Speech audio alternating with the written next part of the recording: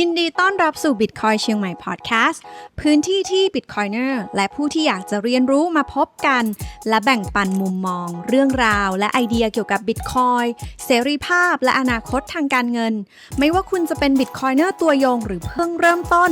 คุณก็สามารถที่จะมาสำรวจโลก Bitcoin ในเชียงใหม่ และที่อื่นๆไปด้วยกัน เชื่อมต่อเรียนรู้ และสร้างชุมชน Bitcoin ที่แข็งแกร่งขึ้นไปพร้อมๆกัน ทีละบทสนทนามันคืออะไรวะบิตคอยคืออะไรแล้วแบบมันคือซอฟต์แวร์ชนิดหนึ่งเราก็แบบด้วยความที่เราได้ซอฟต์แวร์เงี้ยเราก็เลยลองศึกษาปุ๊บด้วยความที่รู้เรื่องการเงินอยู่แล้วด้วยแฟกเมนต์ทุกอย่างมันรวมกันนะพี่ปุ๊บได้การเงินได้ไอทีรู้นั่นรู้นี่แล้วก็เริ่มลงหลุมกระต่ายไปเรื่อยๆแล้วก็แบบโอ้โหเรื่องนี้ก็ฮาเหมือนกันเพื่อนที่รู้จักก็ถามซื้อบิตคอยตัวไหนดี ไม่มีBitcoin is a Bitcoin you know คุณต้องใช้เวลาทั้งหมด10ยกกำลัง16ปีตอนนี้จักรวาลรันมา10กำลัง9คุณต้องใช้เวลามากกว่าจักรวาลนะตอนนี้อีกในการจะระพังระบบ Bitcoin เลย Bitcoin ตอนนี้มันถึงในจุดที่แบบ unbreakable แล้วครับคนนั้นจะต้องมีเงินเยอะมากคุณต้องใช้ประมาณ200กิกะวัตต์อัพซึ่ง1โรงงานไฟฟ้านิวเคลียร์มีได้แค่ 1-2 กิกะวัตต์คุณต้องมีโรงไฟฟ้านิวเคลียร์ต้อง100แห่งเพื่อที่จะแก้เงินแค่อันเดียวนะแล้วคุณต้องแก้ภายใน10นาทีด้วยโอ้โหอันนี้คือนี่ข้อมีตาแล้วกันคอมพิวเตอร์คือแรงงานเนาะอาหารของเขาคือไฟฟ้าผมก็จ้างเขาด้วยไฟฟ้าแต่คอมพิวเตอร์ก็เป็นคนครับแล้วทุกอย่างสังเกตดูมีเงินมีอะไรโกงไม่ได้ใช่ไหมพลังงานใครจะโกงได้แม้แต่อะตอมในจักรวาลเราก็ยังโกงเขาไม่ได้ลูกหลานเหลนหลนที่เขาอยู่หลังเราเนี้ยทำไมเราไม่เอาของสิ่งนี้ให้กับเขาไปมันปลอดภัยถึงขั้นที่แม้ว่าผมจะไม่อยู่ที่นี่แล้วในวันที่บิตคอยไม่ถูกผลิตเพิ่มแล้วผมสามารถเอาไอ้กุญแจที่เปิดตู้จดหมายผมส่งให้ใครสักคนที่ผมรักผมขอพูดคำนี้เลยคือมันเป็นเงินที่ดีที่สุดในมนุษยชาติที่เขาคิดขึ้นมาแล้วขึ้นชาร์ตของBank of Thailand หน่อยค่ะอันแบล็กคริปโตโอเคทำไมเขาถึงมองว่ามันไม่มีอะไรแบล็กแต่คุณคิดต่อสิ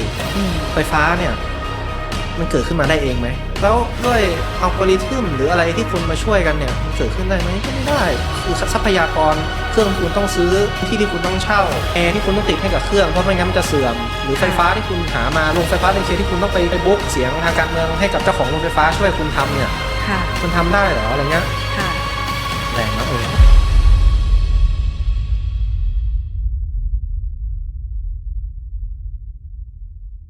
ค่ะใน Bitcoin Community ของเรานะคะก็มีคนที่มาจากแบ็กกราวด์ที่หลากหลายมากๆนะคะแล้วก็บางคนก็เป็นวิศวกรบางคนก็เป็นนักธุรกิจบางคนก็เป็นนักศึกษาจบใหม่นะคะแต่วันนี้แบบโชคดีมากๆเลยที่เราได้คนที่เข้าใจเทคโนโลยีแล้วก็อยู่ในวงการนี้นะคะซึ่งวันนี้เขาจะมาอธิบายให้เราฟังให้เข้าใจในเรื่องของเทคโนโลยีเรื่องของ Bitcoin ที่มีความ deep มากขึ้นนะคะว่าเฮ้ย Bitcoin แตกต่างจาก Stable Coin ยังไงแตกต่างจาก Shit Coin ยังไงวันนี้ขอต้อนรับฟาร์มค่ะสวัสดีค่ะครับสวัสดีพี่ฝ้ายครับแล้วก็สมาชิกทุกคน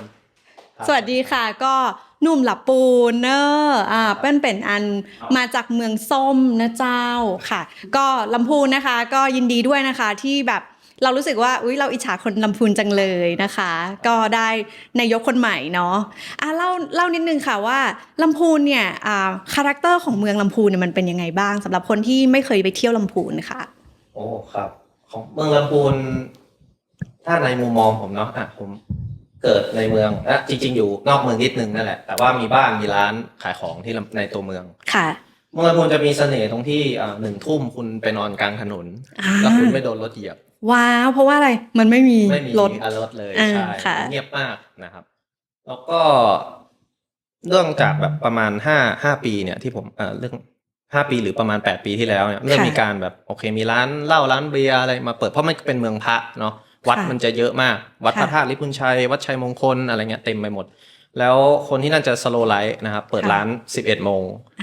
ปิดร้าน 3 โมง 5 โมงอะไรเงี้ยแบบข้าราชการในเมืองปิดก็มาซื้อตลาดแล้วก็กลับบ้านทุกอย่างเงียบหมดเลยฟิลผมรู้สึกประมาณนั้นแล้วเราเติบโต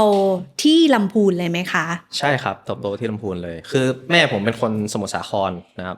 พ่อเป็นคนลำพูนใช่พอแม่แต่งงานแล้วก็มาอยู่ที่นี่อะไรเงี้ยผมก็เกิดและใช้ชีวิตที่นี่ครับ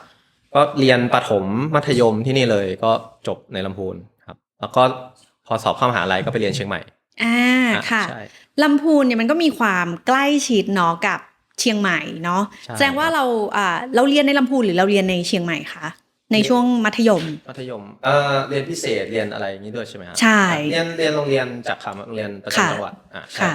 ก็เรียนม.1 ถึงม.6 นั่นแหละครับแล้วก็เรียนพิเศษก็จะมีแบบตามเพื่อนไปเรียนอุบ้างไปเรียนนั่นนี่มากที่เชียงใหม่อะไรเงี้ยแต่ส่วนใหญ่จะกวดวิชาจะอยู่ลำพูนครับก็ใช้ชีวิตที่นั่นเรียนที่นั่นแล้วก็จบที่นั่นเลยใช่ได้ข่าวว่าเป็นประธานนักเรียนด้วยเฮ้ยเรามาคุยกับประธานนักเรียนก็สมัยตอนอยู่ม.5มาประธานนักเรียนจะเป็นช่วงม.5 ถึงม.6 นะครับก็มีการเลือกตั้งนั่นแหละประธานสีก่อนผมเป็นเอาจริงๆคือในห้องไม่มีใครส่งไปเรียนส่งประธานนักเรียนชื่อด้วยความที่แบบวันนั้นน่าจะไม่มาหรือสายอะไรเงี้ยเพื่อนก็เลยเอาชื่อลงไปให้บอกว่าไปพูดอะไรก็ได้แหละแล้วเดี๋ยวก็ได้เลือกมาไม่ต้องเลือกก็ได้อะไรเงี้ยด้วยความที่ผมเป็นคนตลกเนาะก็เตรียมสคริปต์ไปแล้วก็แบบทำหายก็บอกว่าไปหาเสียงก็บอกว่าไปอ่านที่บอร์ดนะน้องๆพี่จำไม่ได้อะไรเงี้ยแล้วก็แบบเป็นคนโกโก้ฮาๆอะไรเงี้ยเสร็จแล้วน้องๆก็แบบ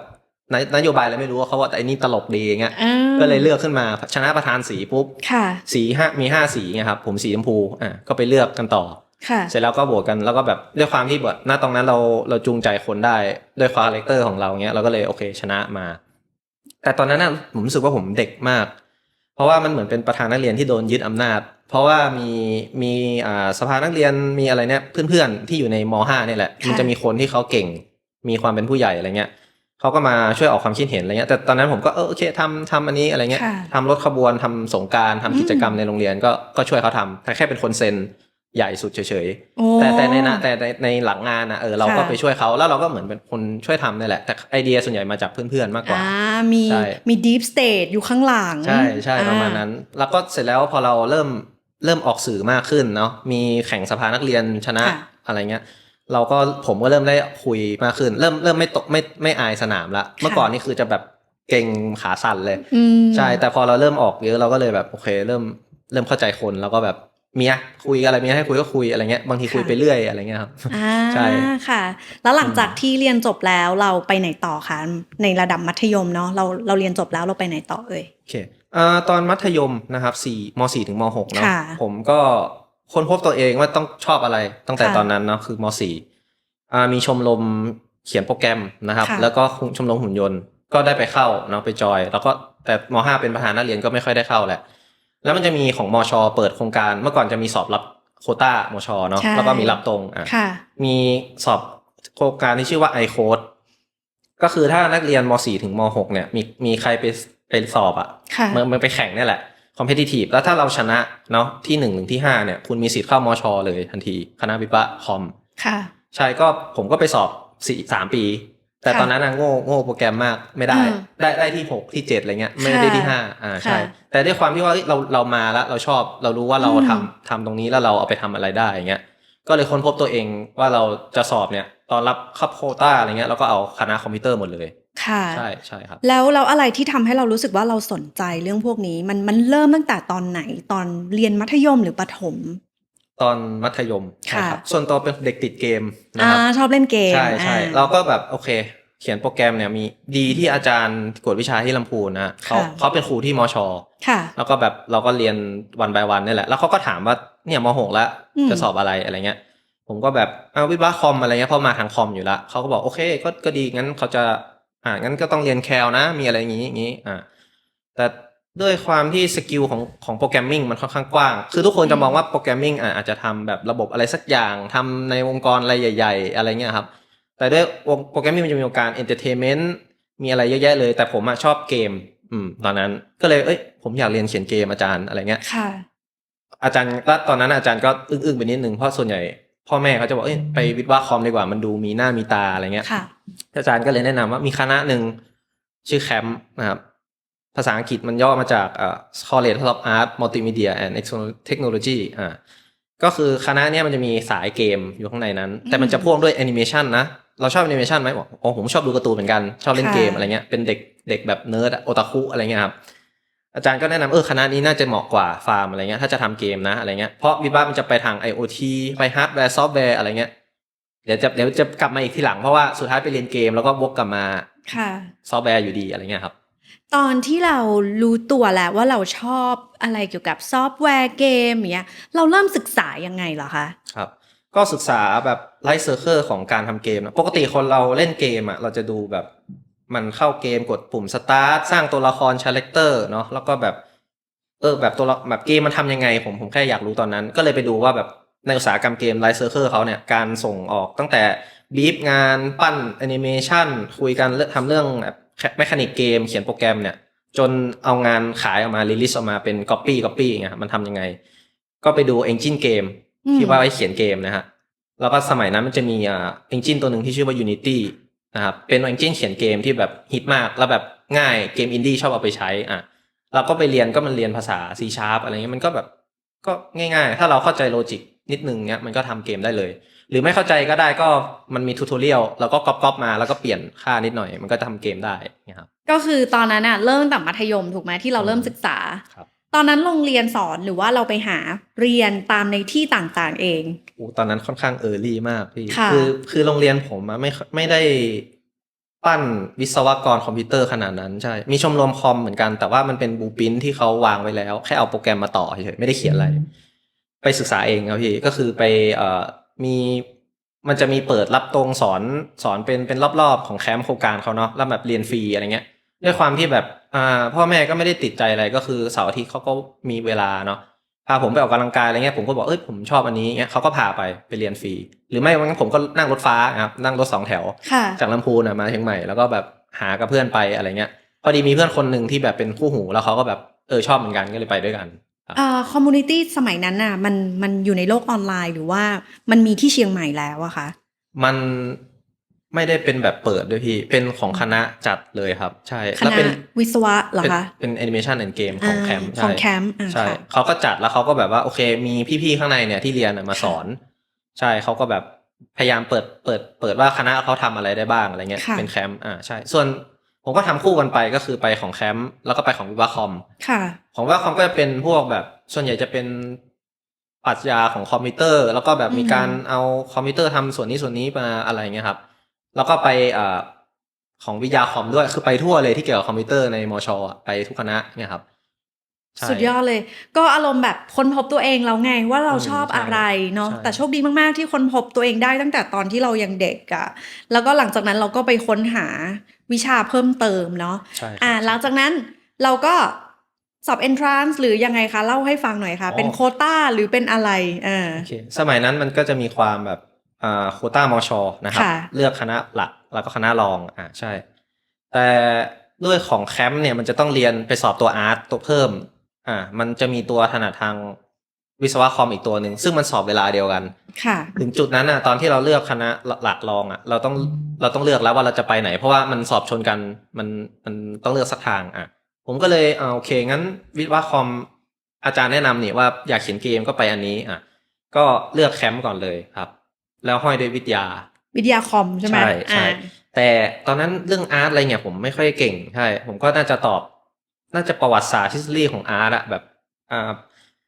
อาร์ตบาโรกอะไรเงี้ยเขาถามเป็นอาร์ตเลยนะแต่ผมแบบไม่รู้เลยว่ามันคืออะไรเงี้ยน่าจะตอบได้น้อยแล้วก็เลยไม่ได้คณะหลักไปได้วิทยาครับไปได้วิทยาเป็นโควต้าได้วิทยาตอนนั้นรู้สึกยังไงบ้างก็จริงๆรู้สึกดีละวิทยาก็ไม่ได้แย่อะไรเพราะว่าก็อยู่ในคอมพิวเตอร์ใช่แต่แบบเสียใจเพราะว่าอยากเขียนเกมอะไรเงี้ยก็ไปรับน้องของโควต้าอะไรเรียบร้อยแล้วครับแต่ว่าแบบด้วยความที่ว่าแล้วแคมป์เขาก็ประกาศว่ามีรับตรงแบบรับตรงเลยแบบมันแยกแค่คณะถ้าได้ก็ได้ตรงนั้นก็เลยบอกแม่ว่าจะไปสอบอันเนี้ยใช่ได้ไหมอะไรเงี้ยแม่บอกว่ามันคืออะไรลูกแอนิเมชันอะไรเงี้ยแม่ก็เถียงกับเราบอกว่าเนี่ยวิทยาคอมผมไม่ได้วิทยาคอมพะเยาด้วยนะสอบหลายที่มากแล้วก็แบบได้วิทยาคอมที่มชแต่ผมอยากเขียนเกมใช่ก็เลยขออันนี้เขาก็บอกว่าตอนนั้นด้วยความตามใจแล้วก็บ้านยังมีเงินอยู่อะไรเงี้ยเขาก็ไปส่งเพราะว่าคณะมันค่าใช้จ่ายสูงใช่ถ้าใครรู้จักแคมป์มชก็จะรู้ว่าเป็นคณะที่ค่าเทอมแพงมากเนาะค่าเทอมแพงมากแต่ตอนนั้นฟ้าไม่คิดว่าจะลงกรุงเทพเลยใช่ครับไม่ไปที่อื่นเลยขอแค่มชเนี่ยแหละใช่ครับหลังจากนั้นเราก็ไปสอบตรงใช่ไปสอบตรงเป็นไงบ้างข้อสอบยากไหมข้อสอบก็เป็นคณิตศาสตร์วิทยาศาสตร์เนี่ยครับทั่วไปแล้วก็มีเรื่องอาร์ตมาแต่เรื่องอาร์ตรอบนี้เขาไม่ได้ถามเป็น เป็น history art เขาจะถามเป็นอาร์ตสมัยใหม่การทำเกมการ adaptive art เข้ากับงานของเราอะไรเงี้ยผมก็เลยตอบได้เพราะว่าทำกันบ้านไปแล้วว่ารอบที่แล้วจะถามอะไรแล้วมันมีแบบที่เรามาคุกคีกับคณะบ่อยๆเขาก็ให้ข้อมูลแบบว่ามันน่าจะออกประมาณนี้อะไรเงี้ยอาจารย์จะทำแล้วก็เลยสอบได้ค่ะครับตอนนั้นดีใจไหมโอ้ดีใจมากครับเพราะว่าแบบเป็นในฝันเลยเราอยากทำเกมละเข้ามาโอเคสอบได้แล้วก็ดีใจแล้วก็บอกแม่ว่าแบบวิทยาคอมแบบไม่เอาแล้วนะอะไรเงี้ยเราก็ไปลาออกใช่แล้วก็ไม่ได้ลาออกเพราะว่ายังไม่ได้เลือกใช่เพราะว่ามันอยู่สเตจที่เลือกใช่แต่แม่ที่บ้านค่อนข้างเสียใจหรอเพราะว่าเขามองว่าวิทยาคอมที่ลูกได้เนี่ยมันเป็นหน้าเป็นตาแล้วถ้าลูกไปเรียนตรงนั้นได้อ่ะมันก็เป็นแบบผลพลอยได้ของเขาเหมือนจะได้บอกชาวบ้านนะได้ว่าลูกเรียนอะไรอยู่เหรออะไรเงี้ยลูกเรียนอย่างอยู่กะอ่ะเรียนว่าคอมพะเยาเรียนวิทยาคอมเนี่ยแล้วพ่อผมก็จะได้แบบเนี่ยพอจบแล้วจะได้พาไปไหนเพราะเขาก็มีหน้ามีตาในเมืองลำพูนใช่ค่ะแต่ตอนนั้นทุกคนยังไม่รู้จักแคมป์ไงใช่เพราะทุกคนแบบมองว่ามันไปทำเกมทำการ์ตูนเนี่ยเหมือนเด็กๆนะกะเขาจะพูดประมาณนี้ผมก็แบบไม่ได้ว่าอะไรเพราะอาชีพพวกนี้คือข้างนอกมันค่อนข้างดังเรียนมากหรืออะไรเงี้ยแต่ตอนนั้นน่ะแบบด้วยที่ผู้ใหญ่อ่ะเขามองแค่โลกแค่ไปเปิดแค่นี้เราไม่ได้พูดอะไรมากใช่เราก็บอกว่ามันมีงานทำแม่ไม่ต้องห่วงอะไรเงี้ยเขากลัวผมตกงานเพราะมันเป็นอาร์ตไส้แห้งคุณจะเป็นอาร์ติสต์เหรอเป็นไส้แห้งเขามีภาพจำอย่างนั้นใช่ก็คือเราก็มีหน้ามีตาเราก็เป็นประธานนักเรียนด้วยใช่ไหมตอนนั้นก็ตัดสินใจเพราะเราค้นพบตัวเองว่าเราชอบแบบนี้ก็เลยตัดสินใจเข้าไปเรียนแคมป์เป็นไงบ้างชีวิตในมหาลัยก็โชคดีครับเพราะว่าเข้าด้วยปี2018 2017เนาะมันไม่สิ2014ค่ะได้ช่วงนั้นน่ะมันยังไม่เกิดโควิดใช่ก็คือเรียนปกติชีวิตมหาลัยก็แฮปปี้นะครับแล้วก็ด้วยความที่เป็นเด็กกิจกรรมจากโรงเรียนเก่าก็มีการเชิญนี่แหละว่ามีสโมนะมีการเข้าสแตนเชียร์อะไรพวกเนี้ยผมก็ไปเป็นวินัยของแคมป์ก็วินัยก็คือเป็นการเหมือนเอาคนเข้ามาห้องเชียร์อะไรเงี้ยครับแล้วก็แบบตามน้องตามอะไรเงี้ยแต่ส่วนตัวผมไม่ได้เป็นคนดุอะไรเนาะแบบไม่ได้ว้าใครได้แล้วด้วยแคมป์มาเป็นคณะแรกๆที่เปิดตัดโซตัสออกก็คือเป็นการแบบว้าคนนี้ออกเป็นไซโคแทนก็คือไปคุยให้น้องแล้วก็แบบให้น้องรู้สึกแบบว่ามันสำคัญแล้วก็แบบว่าให้เหตุผลใช้เหตุผลคุยกันแต่ว่ามันเป็นห้องปิดแล้วมันจะเครียดอะไรเงี้ยก็จะมีฝั่งพยาบาลแบบว่าน้องเครียดก็พาออกไปคุยกันรับลมอะไรเงี้ยใช่แต่เราไม่ได้เป็นคนดุเราก็เลยโอเคเป็นหน้าที่แบบด้วยเหตุผลอะไรเงี้ยก็จะมีคนดุอยู่เขาก็จะวัดเขาก็จะแบบอะไรเงี้ยแล้วเราก็พาน้องไปแล้วก็แบบน้องก็ไม่ได้มีอะไรหรอกอย่างเงี้ยเราใช่ก็เป็นชีวิตในมหาลัยครับก็เข้าสโมเข้าชมรมบาสอะไรเงี้ยครับใช่เป็นประธานชมรมบาสแต่ด้วยหลายๆอย่างจริงๆโลกของการเป็นประธานนักเรียนหรือประธานอะไรเงี้ยทุกคนจะมองว่ามันไอหมอนี่มันต้องเป็นอะไรที่ยิ่งใหญ่อะไรเงี้ยแต่ผมว่าสุดท้ายแล้วมันจะมีบางจุดที่แบบไม่มีใครอยากเป็นแล้วผมก็แบบไม่มีใครอยากเป็นแต่เนี่ยเคยเป็นประธานนักเรียนนี่เป็นประธานบาสด้วยสิอะไรเงี้ยสุดท้ายมันก็ไม่ได้มีอะไรก็แค่เป็นประธานแล้วก็ตามเพื่อนมาเข้าชมรมแล้วก็เล่นบาสแข่งบาสใช่แล้วก็เป็นกัปตันเป็นว้าวคออย่างเงี้ยใช่แต่บาสผมไม่ได้เก่งด้วยเพราะตัวก็แค่เป็นคนวิ่งข้างนอกอะไรเงี้ยไม่มีเพื่อนตัวใหญ่ๆจะเป็นประมาณนั้นค่ะมาแล้วค่ะ BLC มีนักบาสแล้วค่ะ มีกัปตันบาสมาแล้วนะคะบาสเกตบอลแล้วก็หลังจากนั้นเราได้มีโอกาสได้เรียนรู้ในเชิงลึกมากขึ้นเนาะในมหาวิทยาลัยตอนนั้นมีความสุขไหมคะมีความสุขมากใช่ครับคือด้วยปี1ปี2เนี่ยมันเป็นการเรียนเพื่อค้นพบตัวเองว่าเหมือนเป็นอาชีพหลักเนาะคุณเข้าไปเป็นแอนิเมชันแอนเกมแต่เรามาเกมตั้งแต่แรกละแต่ว่าเซกของผมมีประมาณ65คนแล้วมันจะมีสัตว์ประหลาดแบบอาร์ติสสุดยอดแบบเดี๋ยวนี้เพื่อนผมมีเป็นเจ้าของแบบเพจ Marvel Thailand แบบว่าวาดอาร์ตอะไรเงี้ยคือแบบเป็นตัวตึงมากอะไรเงี้ยเขาจะเรียกว่าจตุรเทพของฝั่งอาร์ตอะไรเงี้ยคือพวกนี้คือผมมองละคนชายเหยียบไปอาร์ตค่อนข้างเยอะจาก60ประมาณ50คน50กว่าคนไปอาร์ตหมดเลยแล้วผมต้องมาแข่งกับไอ้พวกนี้เหรอแย่งงานกันกับพวกนี้เหรอเพราะมันเก่งมากอะไรเงี้ยผมด้วยความเป็นโปรเกมอยู่แล้วก็เลยเรียนสายเกมสายเกมมีแค่10คนนะ10คนก็จะสนิทกันมากใช่รู้จักกันเลยอาจารย์จำชื่อจริงได้หมดเลยแล้วก็ผมก็จำชื่อจริงเพื่อนได้เพราะว่ามันจะมีประกาศวันนี้ใครมาไม่มาอะไรเงี้ยใช่ก็แบบไปเรียนเกมแล้วก็โหถ้าห้องมีแค่10คนอย่างเงี้ยอาจารย์ถ่ายทอดความรู้ให้ได้แบบเต็มที่เลยเนาะแล้วแบบใครขาดใครลาเขาก็รู้เนี่ยครับเพราะมันสั้น แล้วก็ด้วยความที่แบบจำนวนมันน้อย แล้วผมมาเป็นรุ่นบุกเบิกแรกๆที่อาจารย์บอกโอเคงั้นเราทำชมรมเกมกันดีกว่าค่ะเปิดอาจารย์เช่าตู้คอนเทนเนอร์ของมหาลัยข้างหลังเฮ้ยมันมีอยู่แล้วว่างๆแต่ว่าไม่มีใครใช้ก็เลยไปทำเรื่องของคณะทำเป็นชมรมเกมชื่อว่า Net Lab Net Lab จริงๆมันคือเอาไว้แลบไว้งีบหลับนั่นแหละครับใช่อ๋อ Nap Lab ใช่เสร็จแล้วก็ไปเขียนเกมในนั้นแหละค่ะแล้วก็แบบโอเคด้วยความที่แบบอาจารย์ก็ไม่ได้คาดหวังมากอาจารย์บอกว่าอยากมีเกมออกมานำเสนอคณะอะไรเงี้ยหรือว่ามีชมรมมีอะไรมาเราเปิดเกมแล้วก็ทำเกมเนี่ยไปขายหรือไปเสนอเพื่อนๆก็ช่วยกันทำเวลาว่างแล้วก็ได้เงินจากอาจารย์ด้วยแล้วก็แบบสนิทกับอาจารย์ก็จะมีเอาโปรเจกต์มาเอาโครงการนั้นมาอะไรเงี้ยมีไปแข่งเกมทำเกมอะไรเงี้ยครับมีเกมแจมมีนู่นนี่นั่นก็ช่วยกันทำแล้วก็แบบมันอบอุ่นมากผมรู้สึกเป็นชีวิตที่คือตั้งแต่วันนั้นวันนี้ผมสนิทกับไอ้10 คนนั่นอยู่นะครับเล่นเกมก็เล่นด้วยกันอยู่อะไรเงี้ยใช่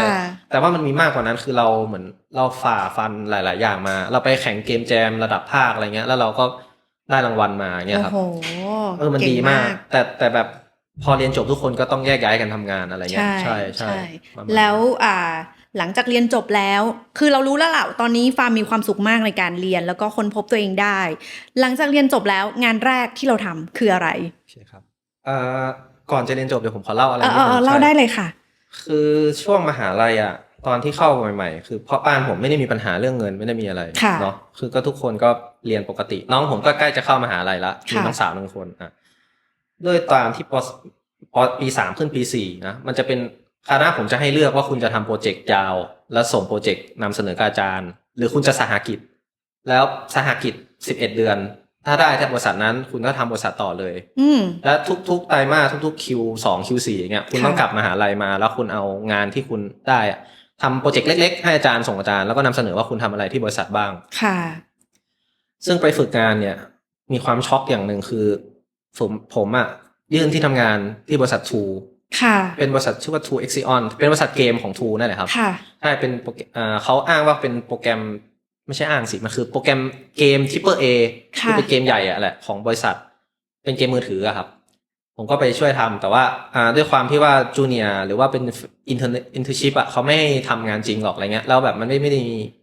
สล็อตขนาดนั้นเขาก็เลยให้โปรเจกต์แยกมาไปทำกับเพื่อน2 คนสมัครได้ฝึกงานได้สัก4 เดือนนี่แหละแม่โทรมาครับบอกว่าฟาร์มที่บ้านตอนนี้แย่มากใช่เนื่องจากด้วยพ่อผมทำรับเหมาก่อสร้างเนาะก็มันมีเรื่องราวเกิดขึ้นนะครับแล้วก็แบบด้วยแบบสรุปก็คือเงินช็อตนั่นแหละค่ะก็คือต้องอธิบายให้คนฟังนิดนึงว่าเราก็คือมาจากครอบครัวที่เป็น upper class ในลำพูนใช่ไหมupper class ในลำพูนก็สุขสบายมีหน้ามีตาอะไรอย่างนี้ใช่ไหมคะเพราะว่าคุณพ่อก็ทำบริษัทรับเหมาด้วยนะคะหลังจากที่คุณแม่แจ้งมาว่าเงินช็อตทำไงดีตอนนั้นรู้สึกยังไงแต่เขาท่าน2 คนเป็นคนที่เก่งมากนะเขาเตรียมตัวไว้หมดแล้ว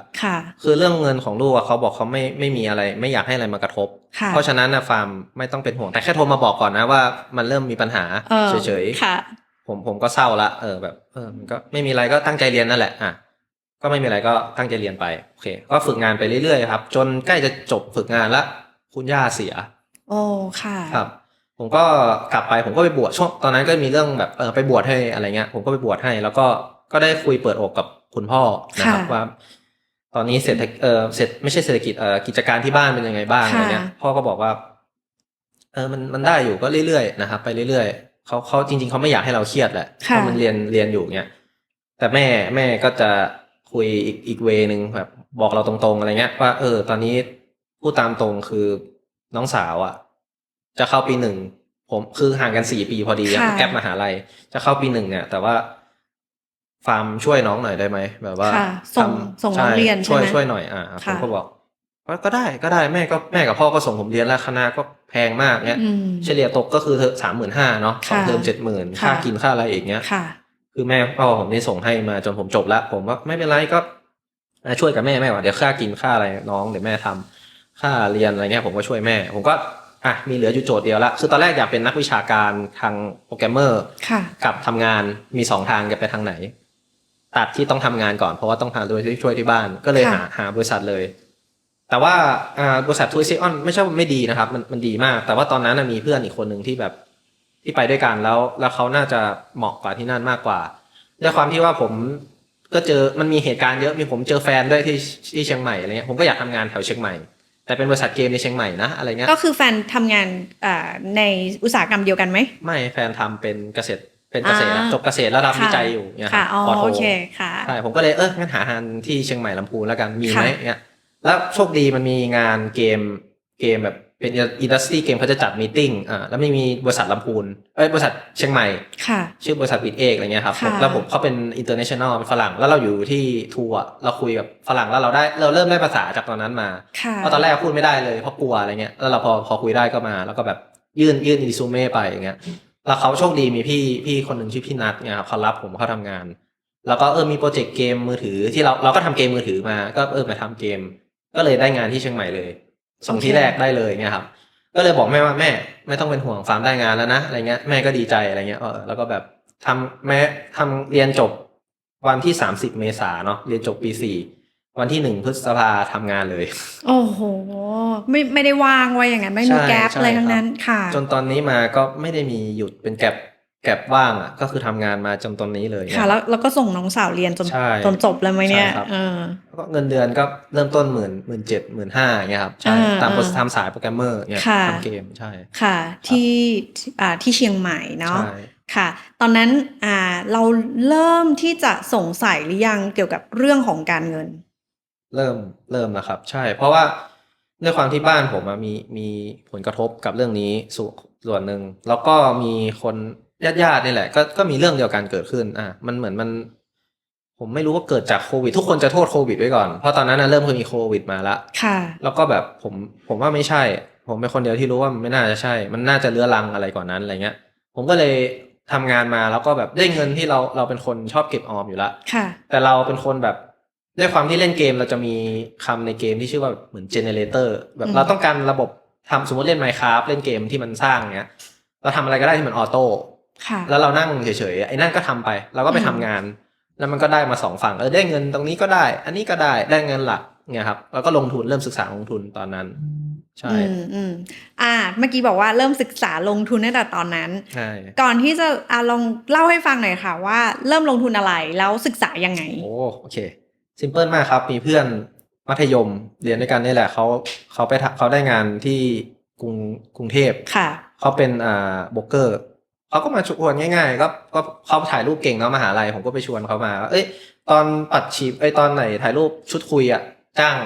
ช่วยถ่ายรูปให้หน่อยอะไรเงี้ยแล้วเขาก็มันทำอะไรอยู่วะอะไรเงี้ยก็ทำเขียนก็เป็นโบรกเกอร์อะไรเงี้ยให้กับแบงก์บัวหลวงอะไรเงี้ยอุ้ยมันคือหุ้นเหรออะไรเงี้ยคือตอนนั้นเรามองว่าแบบหุ้นมันไกลมากคุณจะลงทุนหุ้นได้คุณต้องมีเงินหลักแสนหลักล้านอะไรเงี้ยแต่เพื่อนบอกไม่50 บาท100นึงก็ลงได้แล้วอะไรเงี้ยเราค่อยลงเรื่อยๆก็ศึกษาเรื่องศัพท์คำว่า DCA คืออะไรการลงทุนคืออะไรเงี้ยครับแล้วหุ้นกองทุนหรืออะไรมันต่างกันยังไงเริ่มเข้าเนื้อมาบ้างแล้วก็มันสนุกว่ะอะไรเงี้ยเราชอบแต่ว่าเราจะไปลงการเงินจ๋าก็ไม่ได้แล้วเพราะเราเขียนโปรแกรมได้แล้วก็ทำงานฝั่งนี้เราก็ปั่นเงินฝั่งนี้แล้วเอาเงินไปลงเงินที่เราเหลือเราก็ไปลงทุนอะไรเงี้ยใช่แล้วก็มีเริ่มฟังบอดแคสต์เริ่มอะไรเงี้ยครับแบบโค้ดหนุ่มอะไรเงี้ยเพราะทางการเงินก็ช่องปกติทั่วไป YouTube อะครับก็ไปฟังสายแอบฟังไม่ได้คอมเมนต์อะไรเงี้ยก็เรื่อยๆก็ได้มาค่ะถามว่าลงทุนอันตัวแรกก็คือหุ้นถูกไหมหุ้นใช่แล้วมันมีจุดที่มันสอนอะไรเราบ้างไหมหุ้นเนี่ยสอนเยอะมากครับเพราะว่าหุ้นเนี่ยให้อะไรกับผมเยอะอยู่เพราะในตอนแรกเรามองว่าแบบการที่ว่าเราเงินเดือนน้อยเนี่ยแล้วเราอยากรวยเร็วคนวัยรุ่นมีอยู่แล้วเราอยากรวยเร็วเราทำยังไงได้บ้างอะไรเงี้ยผมก็เริ่มศึกษาจากการมองกราฟอะไรเงี้ยตีฟิโบทำนู่นทำนี่แล้วก็สิ่งที่พอดแคสต์ที่เขาจะสอนกันว่านักลงทุนจะมีความกลัวความโลภความอะไรอยู่อะไรเงี้ยถ้าเราตัดพวกนั้นได้แล้วเราทำตามแผนเราจะได้กำไรผมก็เลยลองเดย์เทรดก่อนก็คือเอาหุ้นมาแล้วก็กางแบบว่าเซ็ต50ที่มันจะมีแบบเปิดปิดเป็นวันเนาะเดย์เทรดผมก็เลยโอเคมันน่าจะประมาณนี้ถ้าเลยกราฟนี้จะขึ้นผมทำอยู่ช่วงนึงแล้วรู้สึกว่าผมได้ตังค์ว่ะอะไรเงี้ยผมได้แบบผมลงไปมันอาจจะหลัก300 500แต่ว่ามันเป็นค่าข้าวผมอะไรเงี้ยแล้วผมทำงานปกติด้วยผมก็ดูกราฟมี3จอโปรแกรมเมอร์เนาะจอเยอะๆหน่อยผมดูกราฟเทรดปุ๊บตั้งเวลาแล้วก็เทรดไปแล้วก็แบบมันก็ได้ตังค์นี้ด้วยอะไรเงี้ย หรือว่าเราออกงานดีว่าเริ่มแบบเร่ง เริ่มละแต่สักแป๊บหนึ่งก็รู้สึกว่าแล้วเราต้องมาเปิดจอดูเนี่ยต้องมาเสียสติเวลาไปดูเขาเนี่ยแต่ว่างานโปรแกรมเมอร์เราอ่ะมันเสื่อมลงแสดงว่าในรายการชีวิตเรามีแค่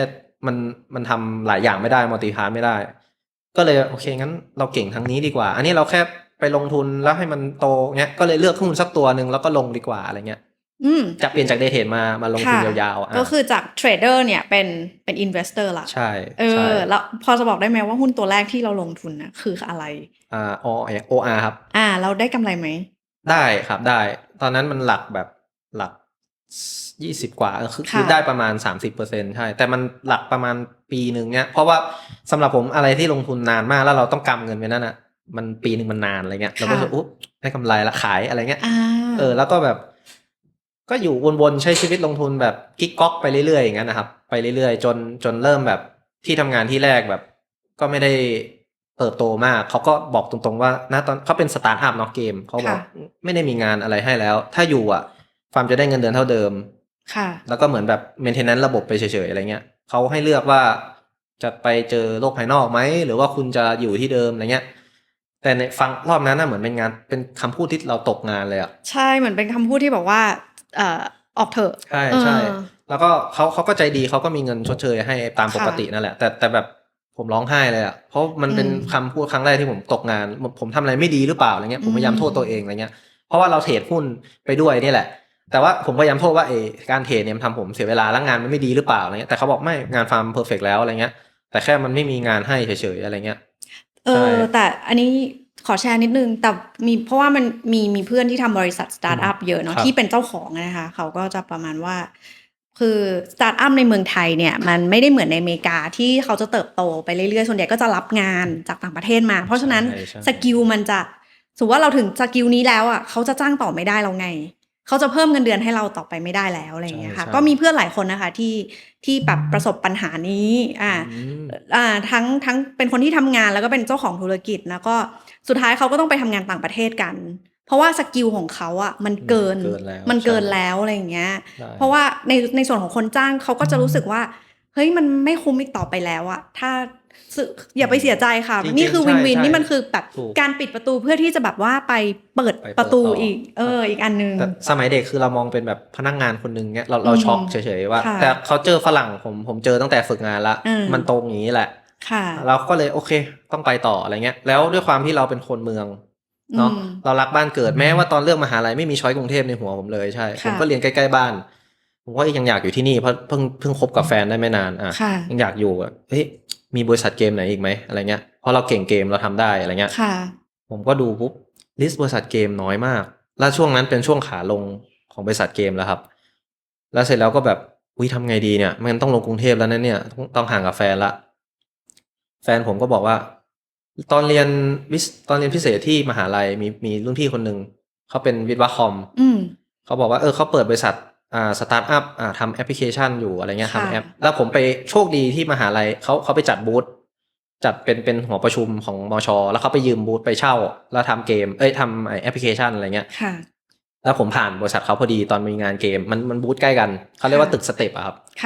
สเต็ปใช่ค่ะเสร็จแล้วไปเดินผ่านแล้วก็เห็นละบริษัทเขาก็ดูดีอะไรเงี้ยพี่อาร์มชื่อพี่อาร์มแฟนก็แบบเดี๋ยวเอาคอนแทคให้ลองส่งไหมเขียนโปรแกรมได้ใช่ไหมบอกแต่มันคนละอย่างเลยนะเขียนเกมกับเขียนแอปอะไรเงี้ยผมก็เลยได้งั้นเดี๋ยวลองเตรียมตัวเลยหาข้อมูลว่ามันคืออะไรเงี้ยส่งไปปุ๊บโชคดีกว่านั้นอีกครับคือรุ่นพี่ที่เป็นซีเนียร์ข้างในวิศวะคอมเป็นรุ่นพี่จากค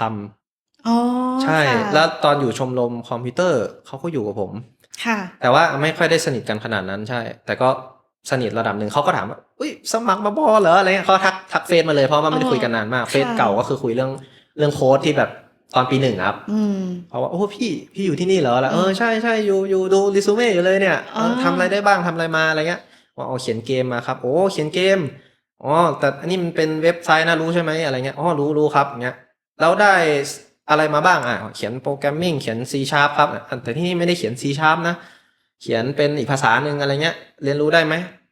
ได้ครับได้เรียนได้พี่ได้หมดเลยแล้วก็แบบรู้จักอันนี้ไมโครเซอร์วิสคืออะไรเงี้ยคือก็แบบเป็นบริษัทที่เขามีเทคสกิลสูงมากใช่ก็เลยชวนเขาบอก งั้นมาสัมภาษณ์กันค่ะเขาก็แบบโอเคไม่อยากตกงานตกงานแล้วแบบเจอทางละไปก็ไปเงี้ยจ้างเท่าไหร่ก็เอาค่ะผมก็ไปเลยสัมภาษณ์เตรียมตัวละก็หาข้อมูลระดับหนึ่งว่าแอปพลิเคชันเว็บไซต์ทำอะไรบ้างครับไปสัมภาษณ์แล้วก็พี่เขาก็แบบเปิดคำถามปกติแหละเหมือนอินเทอร์วิวทั่วไปนะแล้วก็มาเรื่องเทคแล้วก็จะมีพี่เขาเป็นซีเนียร์เนาะก็จะมีพี่มิดเลเวลอีกคนหนึ่งที่ช่วยกันแล้วก็มันก็เพิ่งเคยเจอเฟซทูเฟซเพราะว่าสัมภาษณ์งานแรกมันเป็นออนไลน์ฝรั่งเอาสัมภาษณ์มาแล้วก็คุยสักแป๊บหนึ่งก็ตอบได้บ้างตอบไม่ได้บ้างคือตอบในทางเชิงวิศวะแบบโปรแกรมทางเกมได้แต่ทางเว็บไซต์ตอบไม่ได้แต่เขาบอกมึงทำได้เยอะละมึงมาคือเป็นงานแสดงว่าอยู่ที่เก่าเนี่ยทำโปรเจกต์คนเดียวเลยใช่ไหมใช่ทำคนเดียวเลยเขาบอกถือว่ามาไกลแล้วก็ได้อยู่น่าจะต้องเรียนรู้อะไรใหม่แต่พี่เชื่อว่าเองทำได้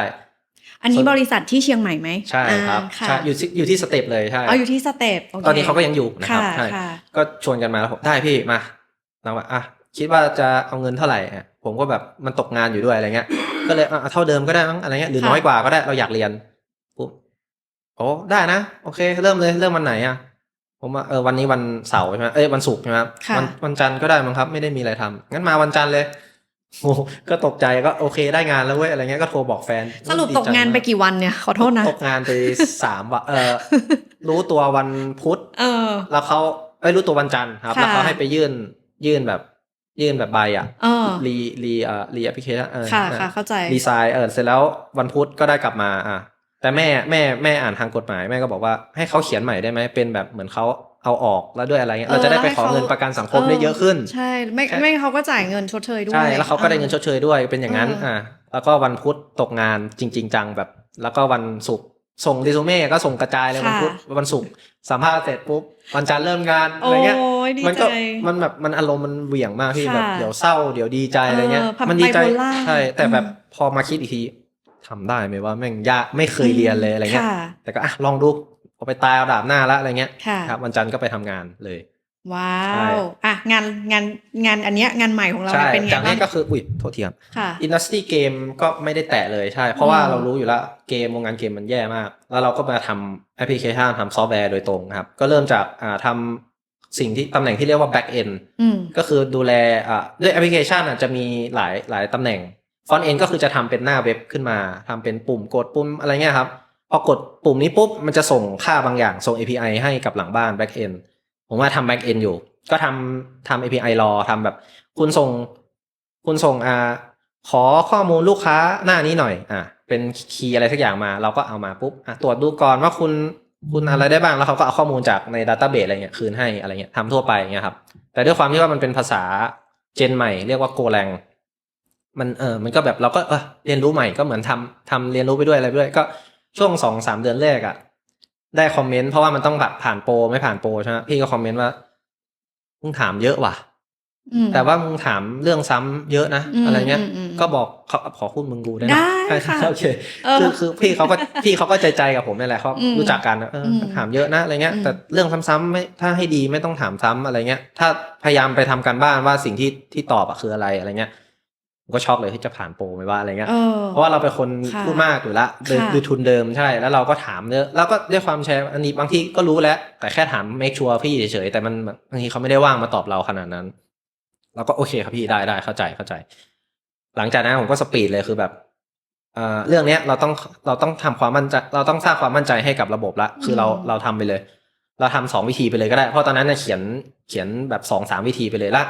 พอไปเอาขึ้นเซิร์ฟเวอร์ก็ให้พี่เขาเลือกเลยเอาไหนเขาทำงานง่ายกว่าดีกว่าเราไปถามเขาอันนี้ดีไหมพี่แล้วก็มาทำมาแก้อะไรเงี้ยใช่ก็ทำแล้วเขาแบบผ่านโปรนะยินดีด้วยเงินขึ้นด้วยอะไรเงี้ยแล้วก็แบบรับทำงานเป็น back end junior อะไรเงี้ยแล้วก็แบบไปทำอะไรมาทำไมถึงแบบเปลี่ยนไปอะไรเงี้ยผมก็บอกก็คอมเมนต์พี่มาคือบางคนเขาอาจจะเกลียดพี่คนนั้นไปเลยก็ได้แต่พี่เขาว่าแบบก็พูดตรงๆแล้วผมก็ด้วยความที่แบบมันถูกเขาเจอฝรั่งสอนมาก็แฟร์ก็รับมาแล้วก็ทำแก้แล้วก็ทำไปเลยแล้วก็ผ่านโปรก็อยู่บริษัทนั้นต่อเนี่ยครับจนถึงทุกวันนี้ไหมไม่มีจุดเปลี่ยนยังไงเล่าให้ฟังหน่อยจุดเปลี่ยนก็คือมันเป็นเรื่องของข้างบนนะครับข้างบนอาจจะมีผมไม่ทราบแน่ชัดเนาะ CEO อะไรเขาเป็น co-founder หลายคนแล้วเขาก็อาจจะมีการแบบ ตกลงกันไม่ได้อะไรเงี้ยครับ ค่ะ แล้วบริษัทมันเป็นบริษัทพูด เป็น เป็น startup เป็นสตาร์ทอัพเป็นอีคอมเมิร์ซชนิดหนึ่งก็คือเมื่อตอนนั้นมันขายของออนไลน์มันบูม ค่ะ นะฮะแล้วเขาก็แบบว่ามีร้านค้ามาใช้ระบบ แล้วก็มีเรื่องข้างบนเขาน่าจะคุยแล้วเขาคงไม่โอเคกัน แล้วก็จะมีพี่บางคนพี่อาร์มอะไรเงี้ยที่เป็นเจ้าของที่แฟนผมรู้จักอ่ะ ค่ะ เขาก็ออกตัวกันมาก่อน อ๋อเขาก็ คือจริงๆก็เป็นเพื่อนกัน3 คนนั่นแหละ อ่า 3-4 คนแล้วก็ทำงาน ค่ะ บริษัทด้วยกันแล้วก็ ค่ะ ออก ตอนนั้นเราก็เลยเฮ้ยพี่อาร์มออกไปแล้ว ใช่ก็ทำไมข้างบนออกไม่เป็นไรหรอมั้งอะไรเงี้ย อ่า แค่เปลี่ยนคนถือหุ้นเพราะเราก็รู้ ค่ะ เรื่องหุ้นมาอยู่แล้ว ค่ะ สักแป๊บหนึ่งไอ้คนออก ค่ะ เหลือคนเดียวเลยคนหนึ่งก็ทำนู่นทำนี่อยู่แล้วสักแป๊บหนึ่งมันเริ่มกระท้อนจากข้างบนมาฝั่งเทคก็จะมี CTO เนาะ ใช่ค่ะ Chief Technical Officer CTO ออก ค่ะ สักแป๊บหนึ่ง Senior มี Front End Back End พี่ผมมา Back End Front End ออก ค่ะ สักแป๊บหนึ่งพี่ผมก็แบบกูออกแล้ววะอะไรเงี้ย อ๋อ มันเริ่มมาเรื่อยๆครับแต่ ค่ะ พีเรียดเวลาเนี่ยใช้เวลาประมาณปีกว่าๆ ค่ะ ผมอยู่บริษัทนั้นประมาณ2 ปี ค่ะ ก็แบบค่อยๆไปเรื่อยๆกระท้อนมาจนพี่เขาออกแล้วแบบหน้าตอนนั้นพอพี่เขาออกปุ๊บแล้วเขามีพี่คนหนึ่งที่เป็นมิดเลเวลอยู่คนนั้นก็เก่งครับ ค่ะ เสร็จแล้วแบบมันไม่มีคนมันต้องช่วยกันดูระบบแล้วคนเราน้อยสตาร์ทอัพเขาก็เลยแบบงั้นเดี๋ยวฟาร์มขึ้นมาช่วยพี่หน่อยอะไรเงี้ยพี่คนนั้นนะแล้วก็ช่วยทำจนรันระบบมาได้สักพักแต่ด้วยความที่แบบมันปัญหาไม่ใช่เราปัญหามันคือข้างบนมากกว่าอะไรเงี้ยเราก็เลยไม่น่าจะโตแล้วเหมือนทุกคนแบบหนีไฟหมดเลยไฟไหม้อะไรเงี้ย ค่ะ ก็เลยเริ่มแบบ เนี่ยเป็นครั้งแรกที่ตัดสินใจลาออก เพราะว่าอันนั้นเราโดนออกไง ใช่ก็เลยแบบยังอยากอยู่เชียงใหม่วะอะไรเงี้ยแต่ตั้งมั่นเลยอยากอยู่เชียงใหม่ก็พี่ซีเนียคนที่ออกคนแรกครับเขาก็แบบพอดีไปหุ้นกับบริษัทหนึ่งเปิดบริษัทค่ะ ชวนไปทำงานพอดี ค่ะ อยากไม่มีฟอสไม่มีแบ็กเอน ค่ะ อยากให้ฟาร์มไปเป็นซีเนียที่นู่น ค่ะ แล้วแบบยื่นออฟเฟอร์มาแบบเรียบร้อยแล้วแบบเงินมันก็ขึ้นประมาณแบบ 30% อะไรเงี้ย ค่ะ อุ๊ยน่าสนใจว่ะอะไรเงี้ยทุกคนหนีไฟละไฟด้วยละกัน อะไรเงี้ยบายบายอะไรเงี้ยผมก็แบบไปเรียบร้อยเลยก็ลาออกนะครับตอนนั้นใช่ ค่ะ แต่ไม่ได้โกรธแค้นอะไรที่บริษัทเก่าหรอกเพราะว่าเขาก็ทำดีกับเราใช่แต่แค่ข้างบนมันเริ่มกระท้อนมาเรื่อยๆจนมันถึงเราอะไรเงี้ยแล้วเราเริ่มเรามีตัวเลือกอื่นมากกว่าก็เลยลองดูนะครับ ค่ะ ก็เลยได้งานที่ใหม่ ที่ใหม่เป็นไงบ้าง ที่ใหม่ก็ดีที่ใหม่